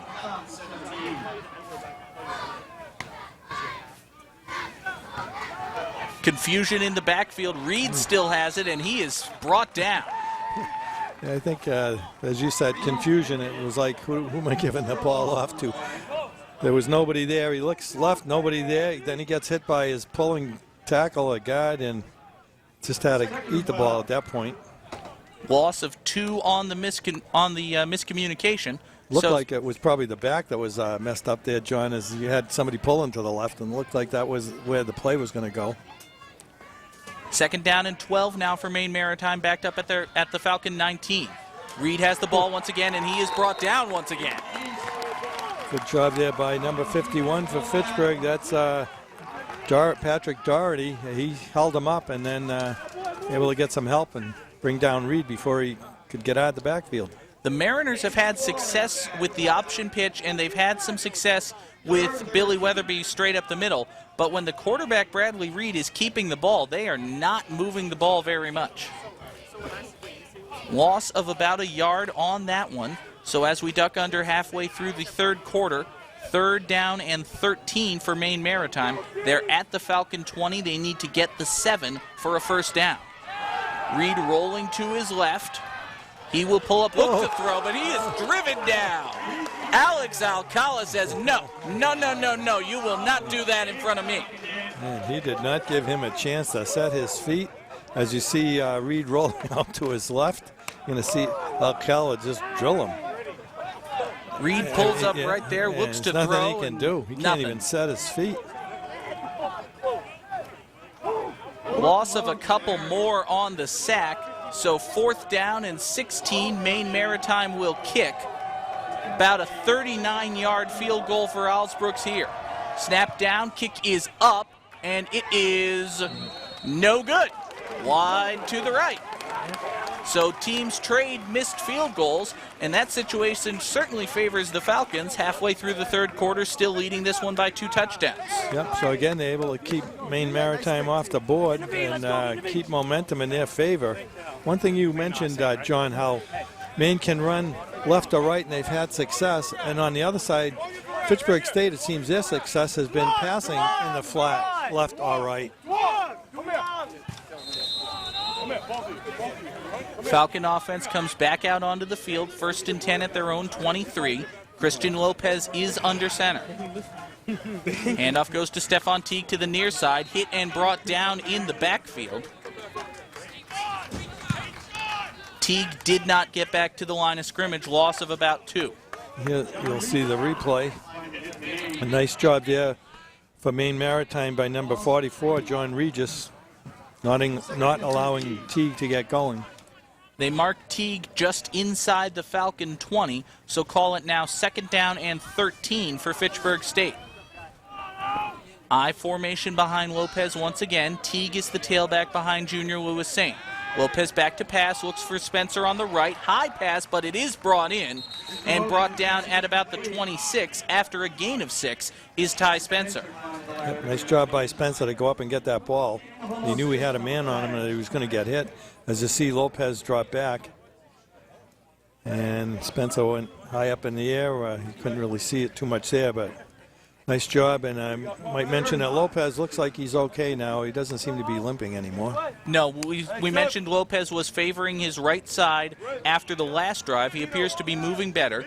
They give Spencer 7 on the reception, so call it 3rd down and 5 for Fitchburg State. They come out in the I form once again. Lopez looking to the left this time. Pass is complete to Burris. Very close to a 1st down, and they will move the chains. So 1st down Falcons. Again, here's the replay. Lopez dropping back, shooting it off to his left. Burris with the catch. And Fitchburg State with another 1st down. Again, left and right, passing that ball over to the flat seems to be successful. 1st and 10, Fitchburg at the 33, I formation behind Lopez. Burris, the receiver, to the near side. It's a handoff to Stephon Teague. Nothing to the right, cuts back to the left, gets some yardage. He's out to the 39-yard line, gain of 6 for @STeague3 on Twitter.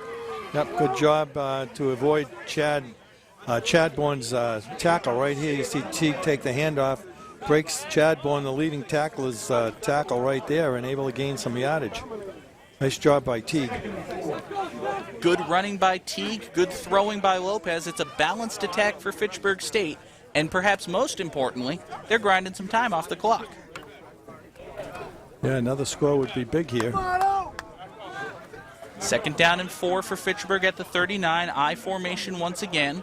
Spencer and Burris on the far side. Lopez will pump and throw long. Burris is wide open, brings it in at the 30, 25, 20. No one is going to catch him. Touchdown, Jordan Burris, 61 yards, and a flag comes in late.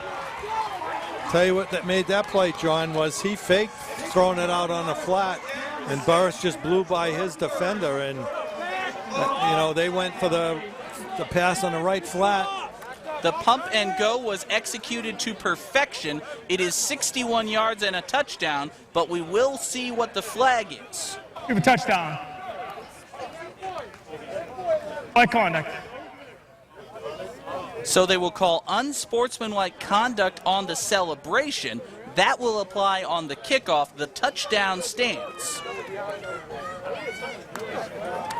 And here's the replay, and you'll see Lopez look to his right, fake, going to his right, and that allows Burris to get behind the defender, and he's got him beaten by a couple of yards, and he just keeps on churning into the end zone. Nice play. Anastasio's extra point is blocked and no good. So with 3:52 to play in the 3rd quarter, it is a 20-point game. Fitchburg 27, Maine Maritime 7. Hey, Junior, that's how you block. But you're right, Joe. That pump and go was executed beautifully. Burris was wide open. Maine Maritime bid on it, and why wouldn't they? Fitchburg really hasn't thrown long all day, and the pass was perfect. Right, and a very nice play. As you said, well executed. And after last week where Fitchburg wasn't throwing the ball much, out in the flat's been working. Yeah, you can't blame Maine for saying, hey, that's what the play is, and Maine got fooled. And that kind of play really is the culmination of the game to this point. We mentioned Fitchburg having success with the quick passes to the near side again and again to both sides, and Maine Maritime knew that as well as we did. They bid on the pump fake, and Jordan Burris was wide open. It's a big touchdown, too. Gives them a 20-point lead, even though the extra point was missed. That really puts Maine in the hole as we're down under 4 minutes in the third period, so time could become a factor. If Maine doesn't score pretty soon, they won't have that many possessions left. Especially when you consider the triple option of Maine Maritime. A running-based attack like that, not very good at putting a lot of points on the board in a short amount of time. Well, if they can get a play to break long, they might, but so hopefully that won't happen. After the penalty, Anastasio will be kicking away from his own 20. It is a high end-over-end kick coming in at the near sideline, taken at about the 24, out to the 35, the 40, and brought down at about the 44-yard line is the Mariner returner. So good field position for Maine Maritime as a result of the penalty.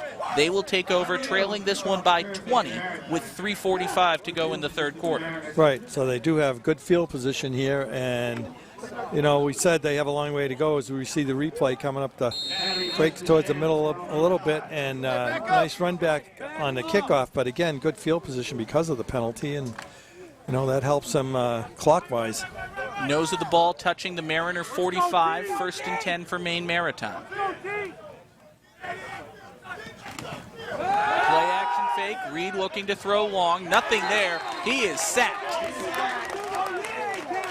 That was number 57 for Fitchburg on Kevin Long, as we see the replay, and that was really a coverage sack as he had time, and finally the pocket just breaks down as Fitchburg had good coverage in the secondary. Loss of about 2 on the sack, so 2nd down and 12 now for Maine Maritime.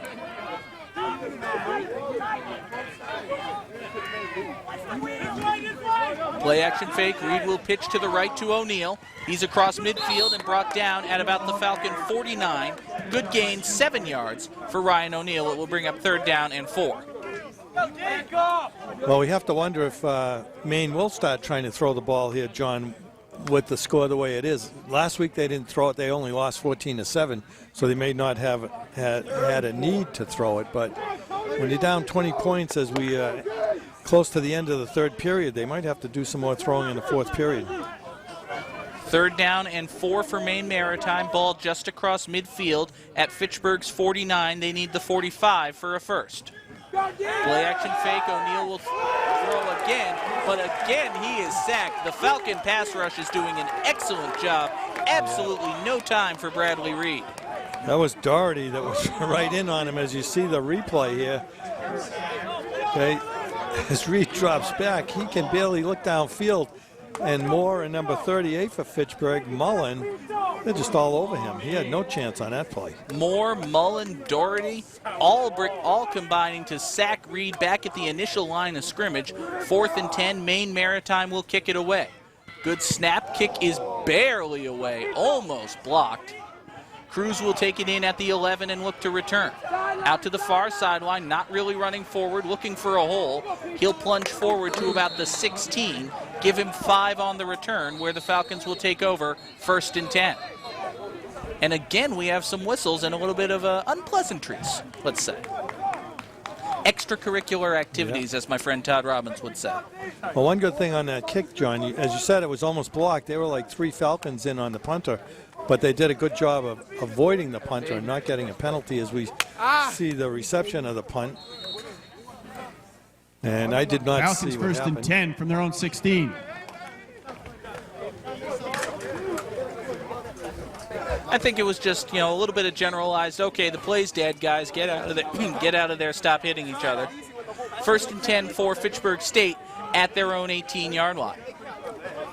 I formation behind Lopez, 2 receivers to the near side. Stephon Teague, the ball carrier's got a big hole in front of him. He's across the 25-30, still on his feet. Finally driven out of bounds and then thrown to the ground. 2 flags come in. That'll be a late hit on Maine Maritime. Yeah, that's number 16, Christopher Hale. Not a smart play by Hale. He was way out of bounds when he finally got off of him. 15 on the run for Teague, 15 more on the penalty. I'll tell you. Ball. 16, time, run, first down. Having some technical difficulties with our referee's microphone. We apologize for that. It is a 15-yard penalty for a late hit out of bounds, so that will bring the ball very close to midfield, I believe. What's that? What helped on that play? Burris, another nice block. Burris and Spencer have really been making nice blocks. They've done a good job. The 2 wide receivers for the Falcons. 1st and 10, Fitchburg at their own 49. I formation once again behind Lopez with 2 receivers to the near side. Lopez back to pass, looking to his left, throws for Burris, passes high and incomplete, just off his hands. Jordan Burris was triple covered on that one. Yeah, Johnny Weymouth on the coverage. And I'll tell you, that's one way to get your wide receiver out of the game. And he did a good job to go up and get that ball, even though he, as you said, was triple covered as you see the pass. There's 3 white shirts around him, and that's a good way to get your receiver hurt. We see Brian Wallace in as a receiver. Ty Spencer is not on the field for Fitchburg State at the moment. I formation behind Lopez on 2nd down and 10. Stephon Teague, the ball carrier. Not much there, but he ducks out of a couple of tackles and leans forward, gains about 3, so it will be 3rd down and 7 for Fitchburg State as they head into Maine Maritime territory. Yeah, good job of avoiding the initial tackle. As you see Teague get the handoff here, go over the right side. Avoids number 44's tackle for Maine Maritime. Regis, and able to pick up a few yards. 3rd down and 7 for the Falcons. Luis Feliz will come in as an extra running back. And now we get some whistles. Fitchburg State will take their first time out of the second half. So Joe, Coach Joe, I will ask you, 3rd down and 7 from the Maine Maritime 48. What play do you call in this situation? I guess I'd try that little flare out either left or right side. It seems to have been working so far today.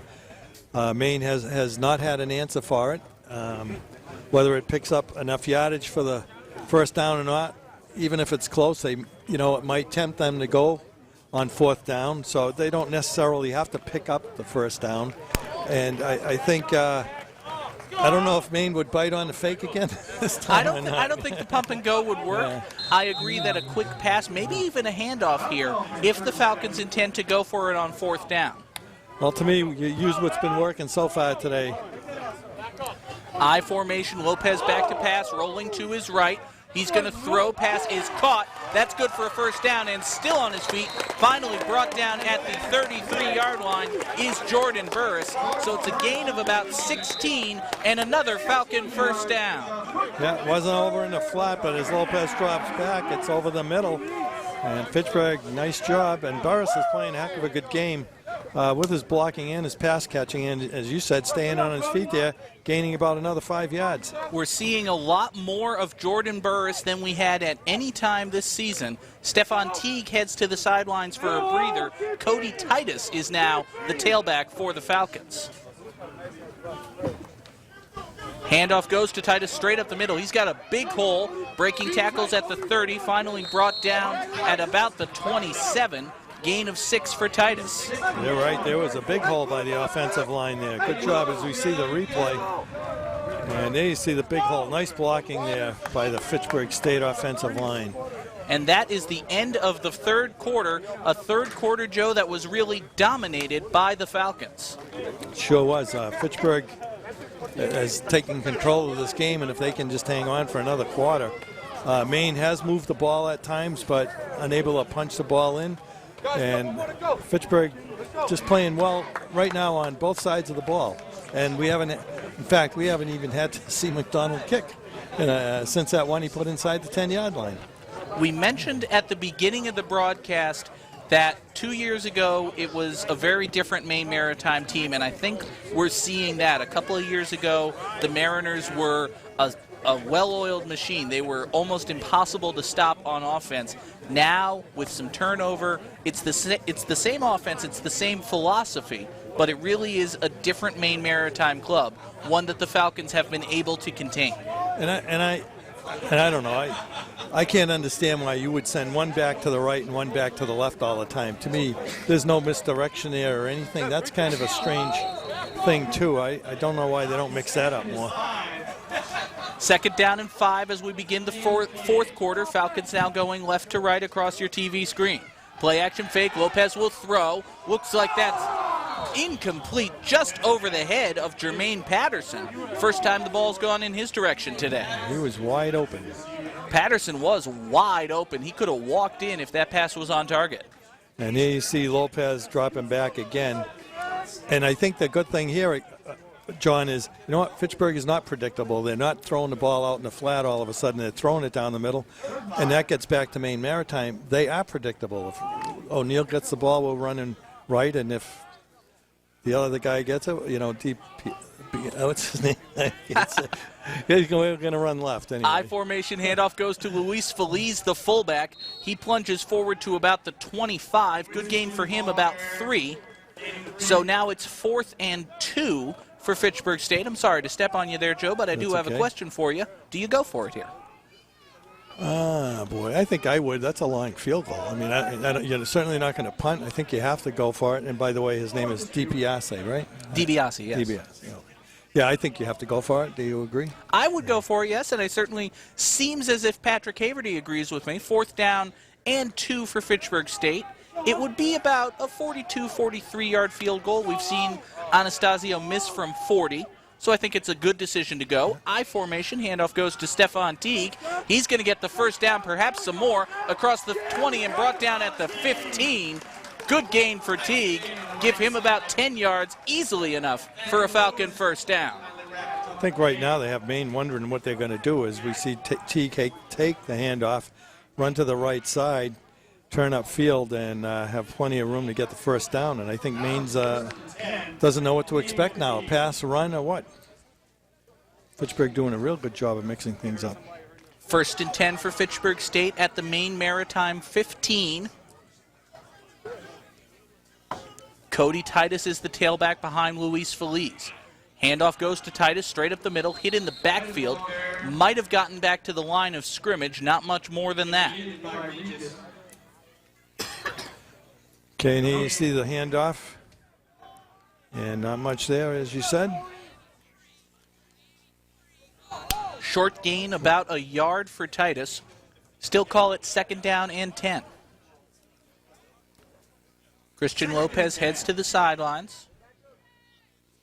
Play clock is already at 10 seconds. Looks like the Falcons are going to have to use a timeout. Yeah, I think they're just letting the clock run down now. Then they'll take it. Not a bad decision. And with the play clock at 1, they will indeed take their second timeout of the second half. Excuse me. I have to say, I really do think Fitchburg is playing a good game offensively this week. I certainly was critical last week, but I think the play calling this week is very good. They're mixing things up. Again, they're mixing up the pass and the run, but they're also mixing up where they throw the pass. Before it was all in the flats, as we said, seemed successful. Now they're going over the middle. They see something there. That's working, so doing a good job. No, I absolutely agree with you, Joe. The play calling has been much more varied, much more balanced. That's the word I've liked to use. And as I said in the first half, when there's balance, there's potency. The Falcons have been able to gain yardage through the air and on the ground. A couple of times they've had receivers wide open, and it's just been lack of execution stopping even more yardage and even more points. And I'm sorry. That's something, just to wrap up real quickly, that the Falcon players can just build on. It is a young team. It's still fairly early in the season. And I really thought the pass opened up the run today versus the opposite. I absolutely agree with you. I formation behind Lopez on 2nd down and 10. Pitch goes to Titus to the near side. He's gained about 3 yards. Good job. Good job there by Cody to shed the blocker off and bring the ball carrier down, as we'll see right here. Right there, he had a, what's his name? Why am I asking you? He had Wallace on him, and he just shed the block and made the tackle. Good job, Cody. That's really the first time, Joe, that we've seen the fake to the fullback and then a pitch to the running back from the Falcon offense. Usually on the ground, it's just been straight handoffs. Now's a good time to try things, things that Maine isn't expecting. Whistles killed the play. Fitchburg State takes another timeout. Not sure why they needed that unless they didn't have the personnel on the field that they wanted.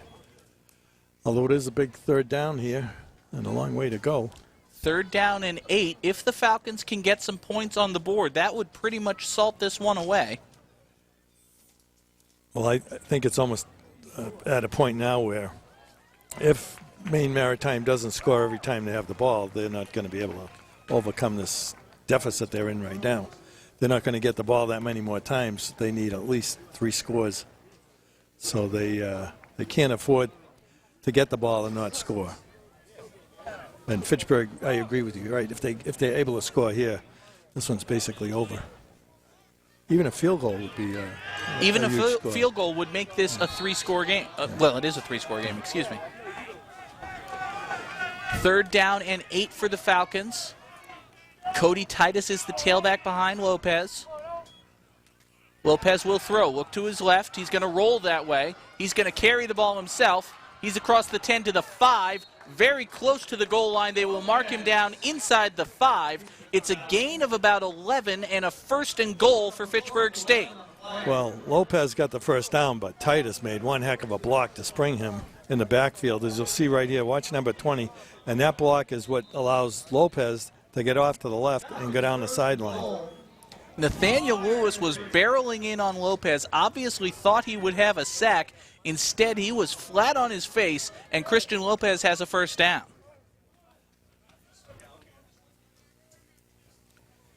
Falcon offense now with 1st and goal at the Mariner 3. Let's go, Cody! Cody Titus is the tailback. He gets the carry straight into the line. He dives. The ball is loose. They're calling it a touchdown. Touchdown, Falcons. So Titus was across the goal line, then got hit and coughed up the ball. That is a touchdown. Falcons take the lead 33-7. So do you think that was a reward for that nice block he threw in the play before that?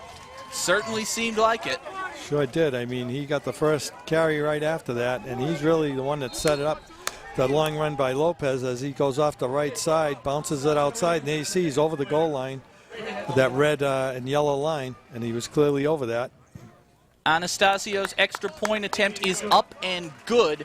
34-7 the score now. And if you are a fan of Maine Maritime, perhaps watching us on FitchburgFalcons.com, first of all, welcome. Second of all, you need 27 points in 11 and a half minutes. Yeah, they do have their work cut out for them. I mean, they basically have to score every time they touch the ball.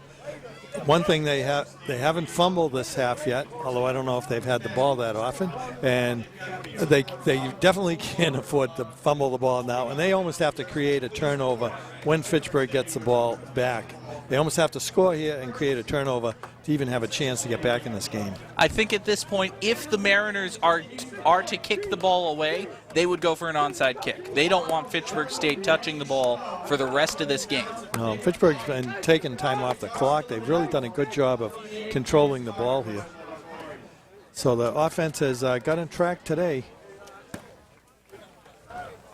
34 points on the board for the Falcons. One of those touchdowns was just a 5-yard drive, the result of a fumble, but still excellent potency on offense by the balanced Falcon attack.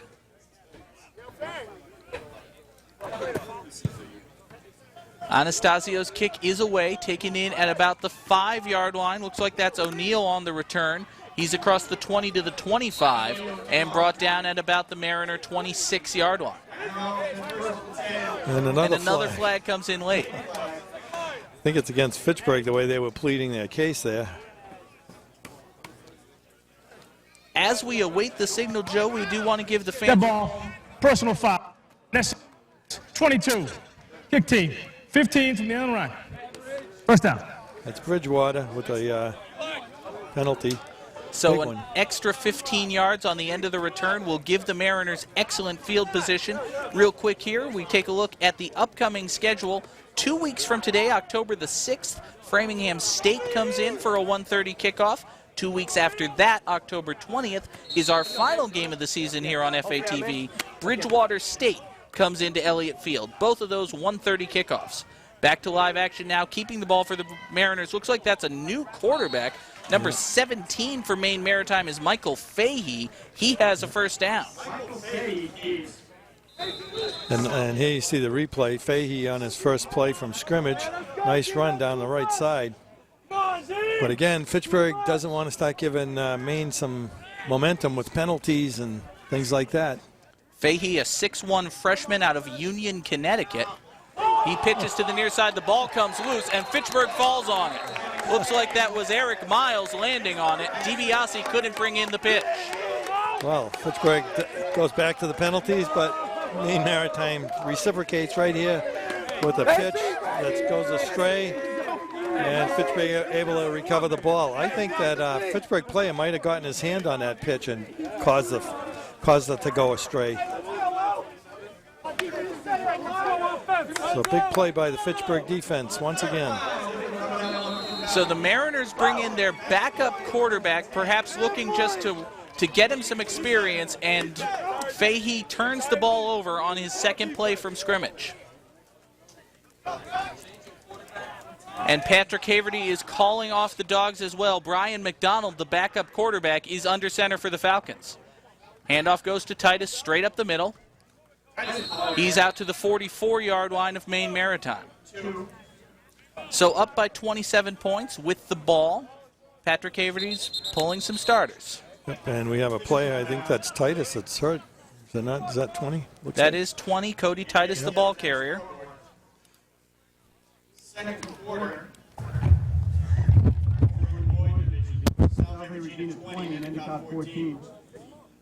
So Salve Regina is winning again this week. They're having a good year. And as we look at Cody Titus and hope that he's okay, seem to be working on his right foot or right ankle. Didn't see what happened. As we see the replay, he takes the handoff, goes off the left side. It's okay so far. And he's hit from behind as he's held up and right, yeah, it looks like he maybe turned his ankle there when he finally came down. Let's see if we can see what happens to Titus's right ankle. Oh, look at it, it's twisted right there. Yeah, right there as he's coming down. He's on his toe, and no, that doesn't look like fun to watch. I couldn't watch a replay of a NFL game last week. Oh, when he kept showing Hernandez, it's like, I don't want to keep seeing it. It's twisted in this odd way. It's like, nope, no thank you. But looks like he's trying to get up. That's a good sign. I would think that he's at least able to get up. Not putting any weight on it, but being helped off the field. Cody Titus is a freshman, a St. Bernard's alum from Peterborough, New Hampshire. Hey, Josh. That's tough. You get your chance to play and get hurt. Titus was a big contributor, though, threw a great block, as we mentioned, on Lopez's scramble, and then scored the last Fitchburg touchdown. So let's hope he's okay. We'll see if we can get an update on him either before the end of this one or before our next game. Handoff on second down goes to, looks like that might be Luis Feliz, the ball carrier. It is. He gains a couple. Brought down by Chad Bourne, Chad Bourne, leading tackler of Maine. As we see the replay, goes off the right side.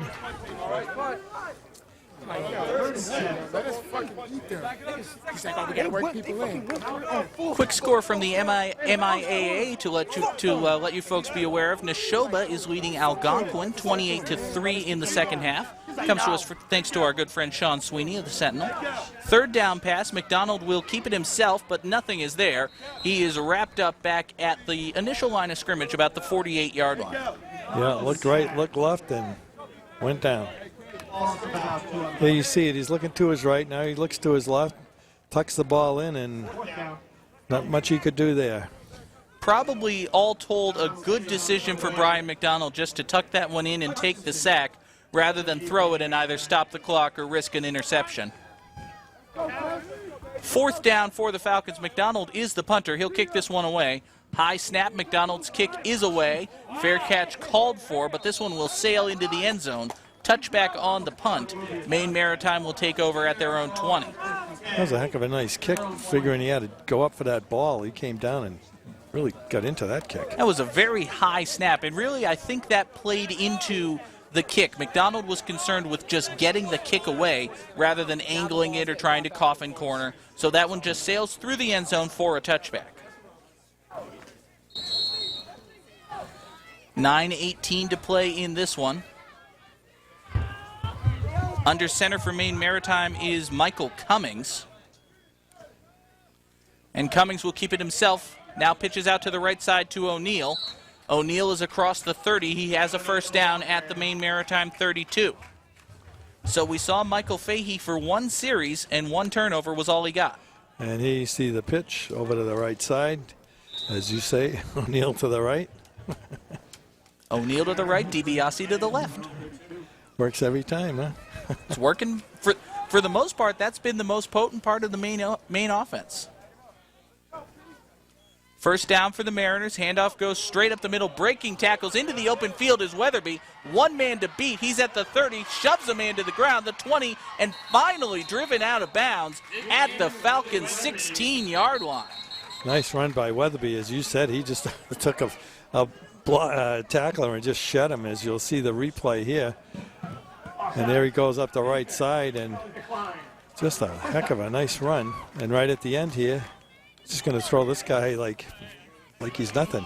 Sort of stops, cuts, says goodbye, swats him away, gains some more yardage. Nice run. A gain of 51 yards for Billy Weatherby. First and 10 Maine Maritime at the Falcons 17. Hey, let's go, D! Play action fake. Cummings will keep it himself. He's across the 10, the 5. Touchdown, Maine Maritime. So this one's not quite over yet. Now 34-13, and more flags come in after the play.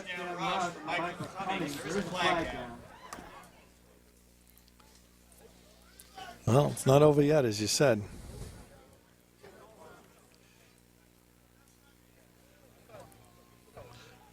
It's like it might be against Fitchburg.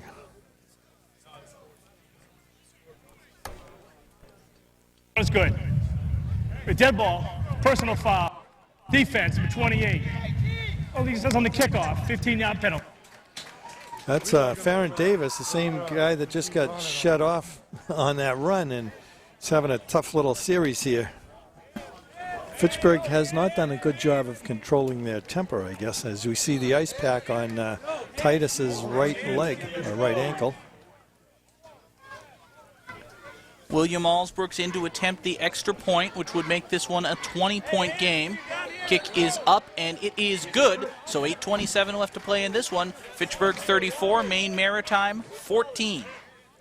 Okay, I think Fitchburg is, as long as they keep their cool here and don't make any foolish penalties. I mean, they've taken a few today. That's probably been their one weakness, is giving up big penalties, 15-yarders.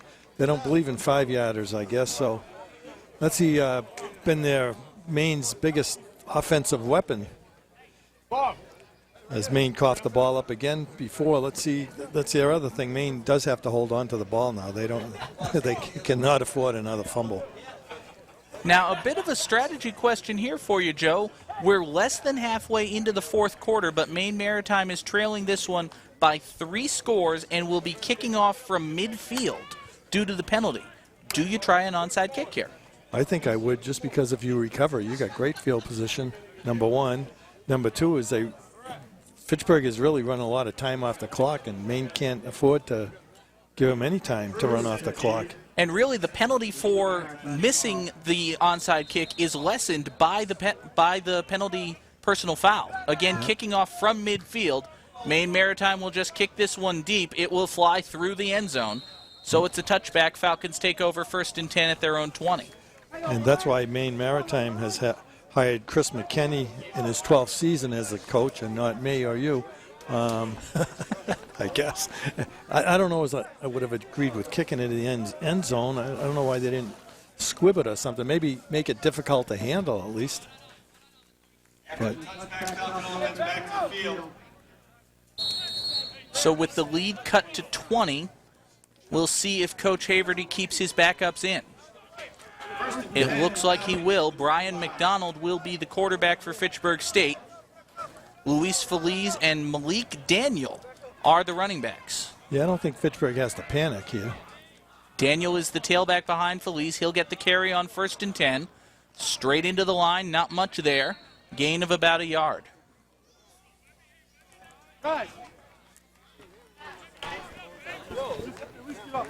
You see the replay. Left tackle for Daniels, and he stuffed at the line, maybe got a yard. First time we've called Daniel's name, I believe, this season. He's a Leominster grad. Think that's why? It's the first time he's been on the field. I grew up in Marlboro. I am unbiased. So you don't know the Fitchburg-Leominster rivalry. 2nd down and 9. Daniel will get the carry once again. He's out to about the 30, gain of 4. So this is a big play for Maine Maritime to hold the Falcons, as we see a replay here off the right side. And a pickup of about 4 yards. So 3rd and 5, and Maine basically has to stop Fitchburg here. If you are a Mariner fan, you certainly need a stop here. We'll duck under 7 minutes to play in the 4th quarter, trailing by 20. Daniel is the tailback behind Feliz in the eye. And he'll get the carry straight up the middle. Good blocking, but he's going to be brought down shy of the first down. Easy for me to say. It'll be about 4th and 2. Yeah, Regis on the tackle. Nice job there by Maine as we see the replay. And you see Regis come from behind. He actually was blocked, turned around, and made the tackle. Nice job there by Regis. And Maine able to hold the Falcons to 3 and out. That's a big series. Joe, can I have a hat like that? Yes, you may. Awesome. Yep. I'll get one after the game. All right. Thank you. I hope he's still here making them. So the Falcon offense goes 3 and out, but they do keep the clock running. McDonald will kick it away to Hutchinson. Good snap.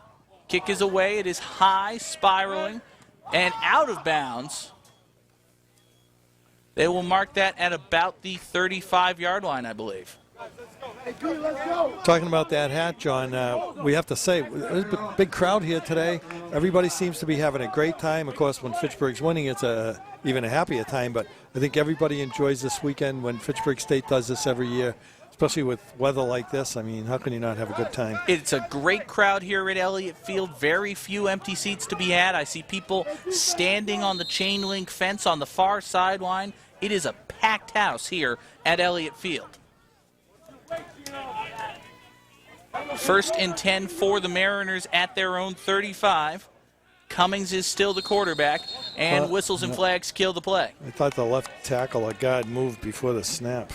I think the referee agrees with you. 51, offense, 5-yard penalty, down. So a false start backs the Mariners up. They'll have 1st and 15 now on their own 30, trying to get back into this one.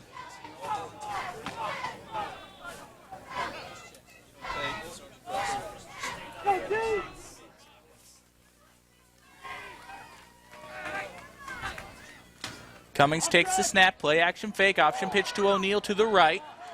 He's across the 35 to the 40 into Falcon territory, still on his feet, across the 40 and finally brought down at the 38-yard line. A big gain for Ryan O'Neal, give him 32 yards and a Maine Maritime 1st down. We have seen Maine break off some nice runs as we see the replay. There's the fake. Now the pitch to Ryan on the right side. Ryan Wright, right? That's O'Neal, right. I should say, Ryan O'Neal. And he goes down the right side, gets some blockers in front of him, Nice job there by Maine. O'Neill gets down to the Falcon 38-yard line. Option play to the right side. This time Cummings will keep it himself. Gains about 5 and steps out of bounds. Score here would make the game kind of interesting, John. And they are moving the ball pretty well when we see the replay. And the keeper here, it goes down the right side, able to get out of bounds too and stop the clock. They give Cummings 4, so call it 2nd down and 6 on the Falcon 34. Play action fake. Cummings will keep to the left this time. Dives forward across the 30. Looks like he's just short of a first down. I have to give Maine credit, John. If their game plan is we see the replay on the keeper on the left side, nice hole there. They stick with their game plan. If they came in here and said they weren't going to pass, they're sticking to it no matter how far behind they are. Well, that's the thing when you build an offense around the triple option. You really can't decide to go shotgun and throw the ball if you're down by 20 points in the fourth quarter. 3rd down and 1. Cummings back to pass. He is in a lot of trouble. Now he's just trying to get some yardage. He will dive forward. A good run by him to only lose 2 yards. And I wasn't necessarily thinking you had to run out of the shotgun. I mean, if you got the defense thinking you're always going to run, as we see the replay, and he's looking downfield but can't do anything and has to run for his life here as 2 Falcons miss him, and he's able to finally get out of bounds. But the fact that you have the defense thinking run, and maybe that'll open up the pass for you a little. To not try it at all when time is a factor is kind of surprising. It did look like they were going for it there. The Falcon pass rush just got a great rush in on Cummings. 4th down and 5 now for Maine Maritime. Play action fake. Cummings will throw, looks to the right. Pass is caught. First completion of the day for the Mariners is a Maine Maritime first down, and Shane Sullivan has the reception. Yeah, actually had 2 men open in that on that pass play. And I think we're going to see a replay. As he drops back. Play action Nice fake rush. to no one there. Yeah, nice rush there by the Falcons, but unable to get to him, and nice completion there. Sullivan's reception brings up 1st and 10 Maine Maritime. Another play action fake. Cummings will throw for the end zone. Incomplete. Just over the hands of the receiver. Looked like he was open. Sure did, and that pass wasn't quite so high by Cummings as we see him drop back here. That would have been 7 points. Just a little bit off the mark. Nice try there by Sullivan. There was plenty of grass around Spencer Bowring, but the ball was too high. 2nd down and 10 now for Maine Maritime.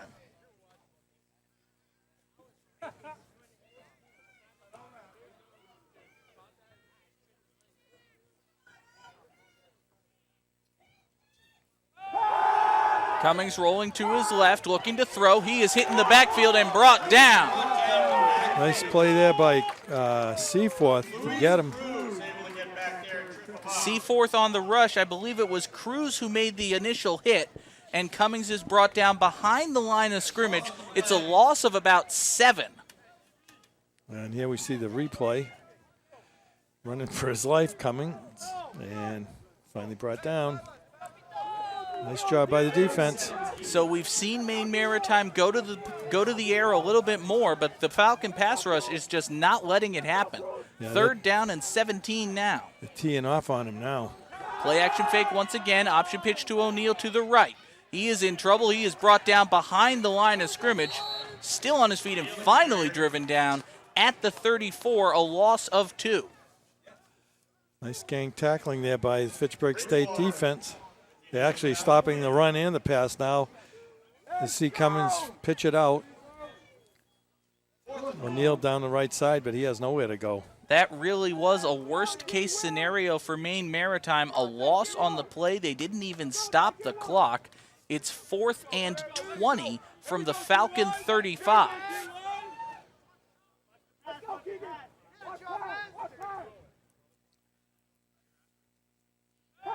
Cummings back to pass. He is in trouble. He is hit. He's breaking free, still on his feet, looking to run, but he is out of bounds at the line of scrimmage, nowhere near a first down. No, he had no choice on that play. Falcons were right in on him. And there's nothing he could do but put the ball away and try to run as we see the replay. He's going to look downfield, but really didn't even have a chance to look downfield very long.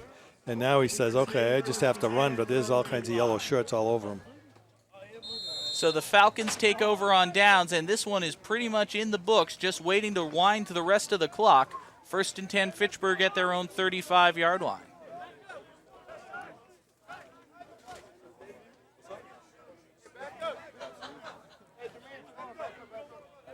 Backup receivers and backs in for the Falcons. Malik Daniel, the ball carrier. He's out to the 42-yard line. First time today we've called the name of Corey Grant in as an extra wide receiver, replacing Ty Spencer.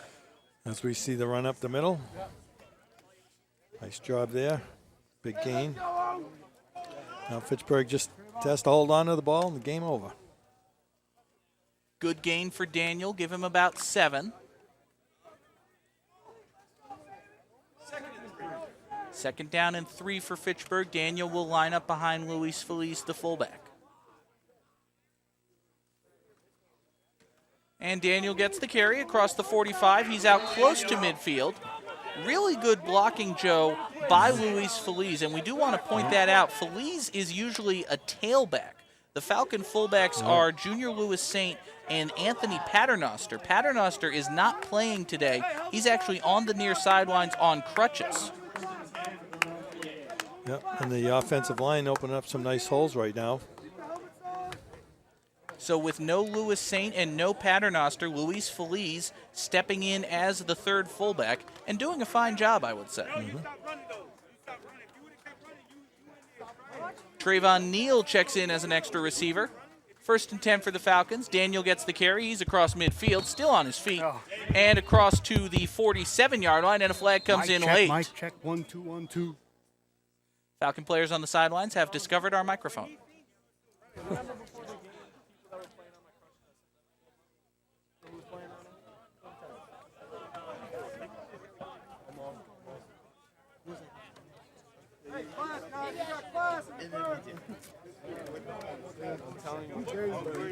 Nobody said shit now. You're protecting your country.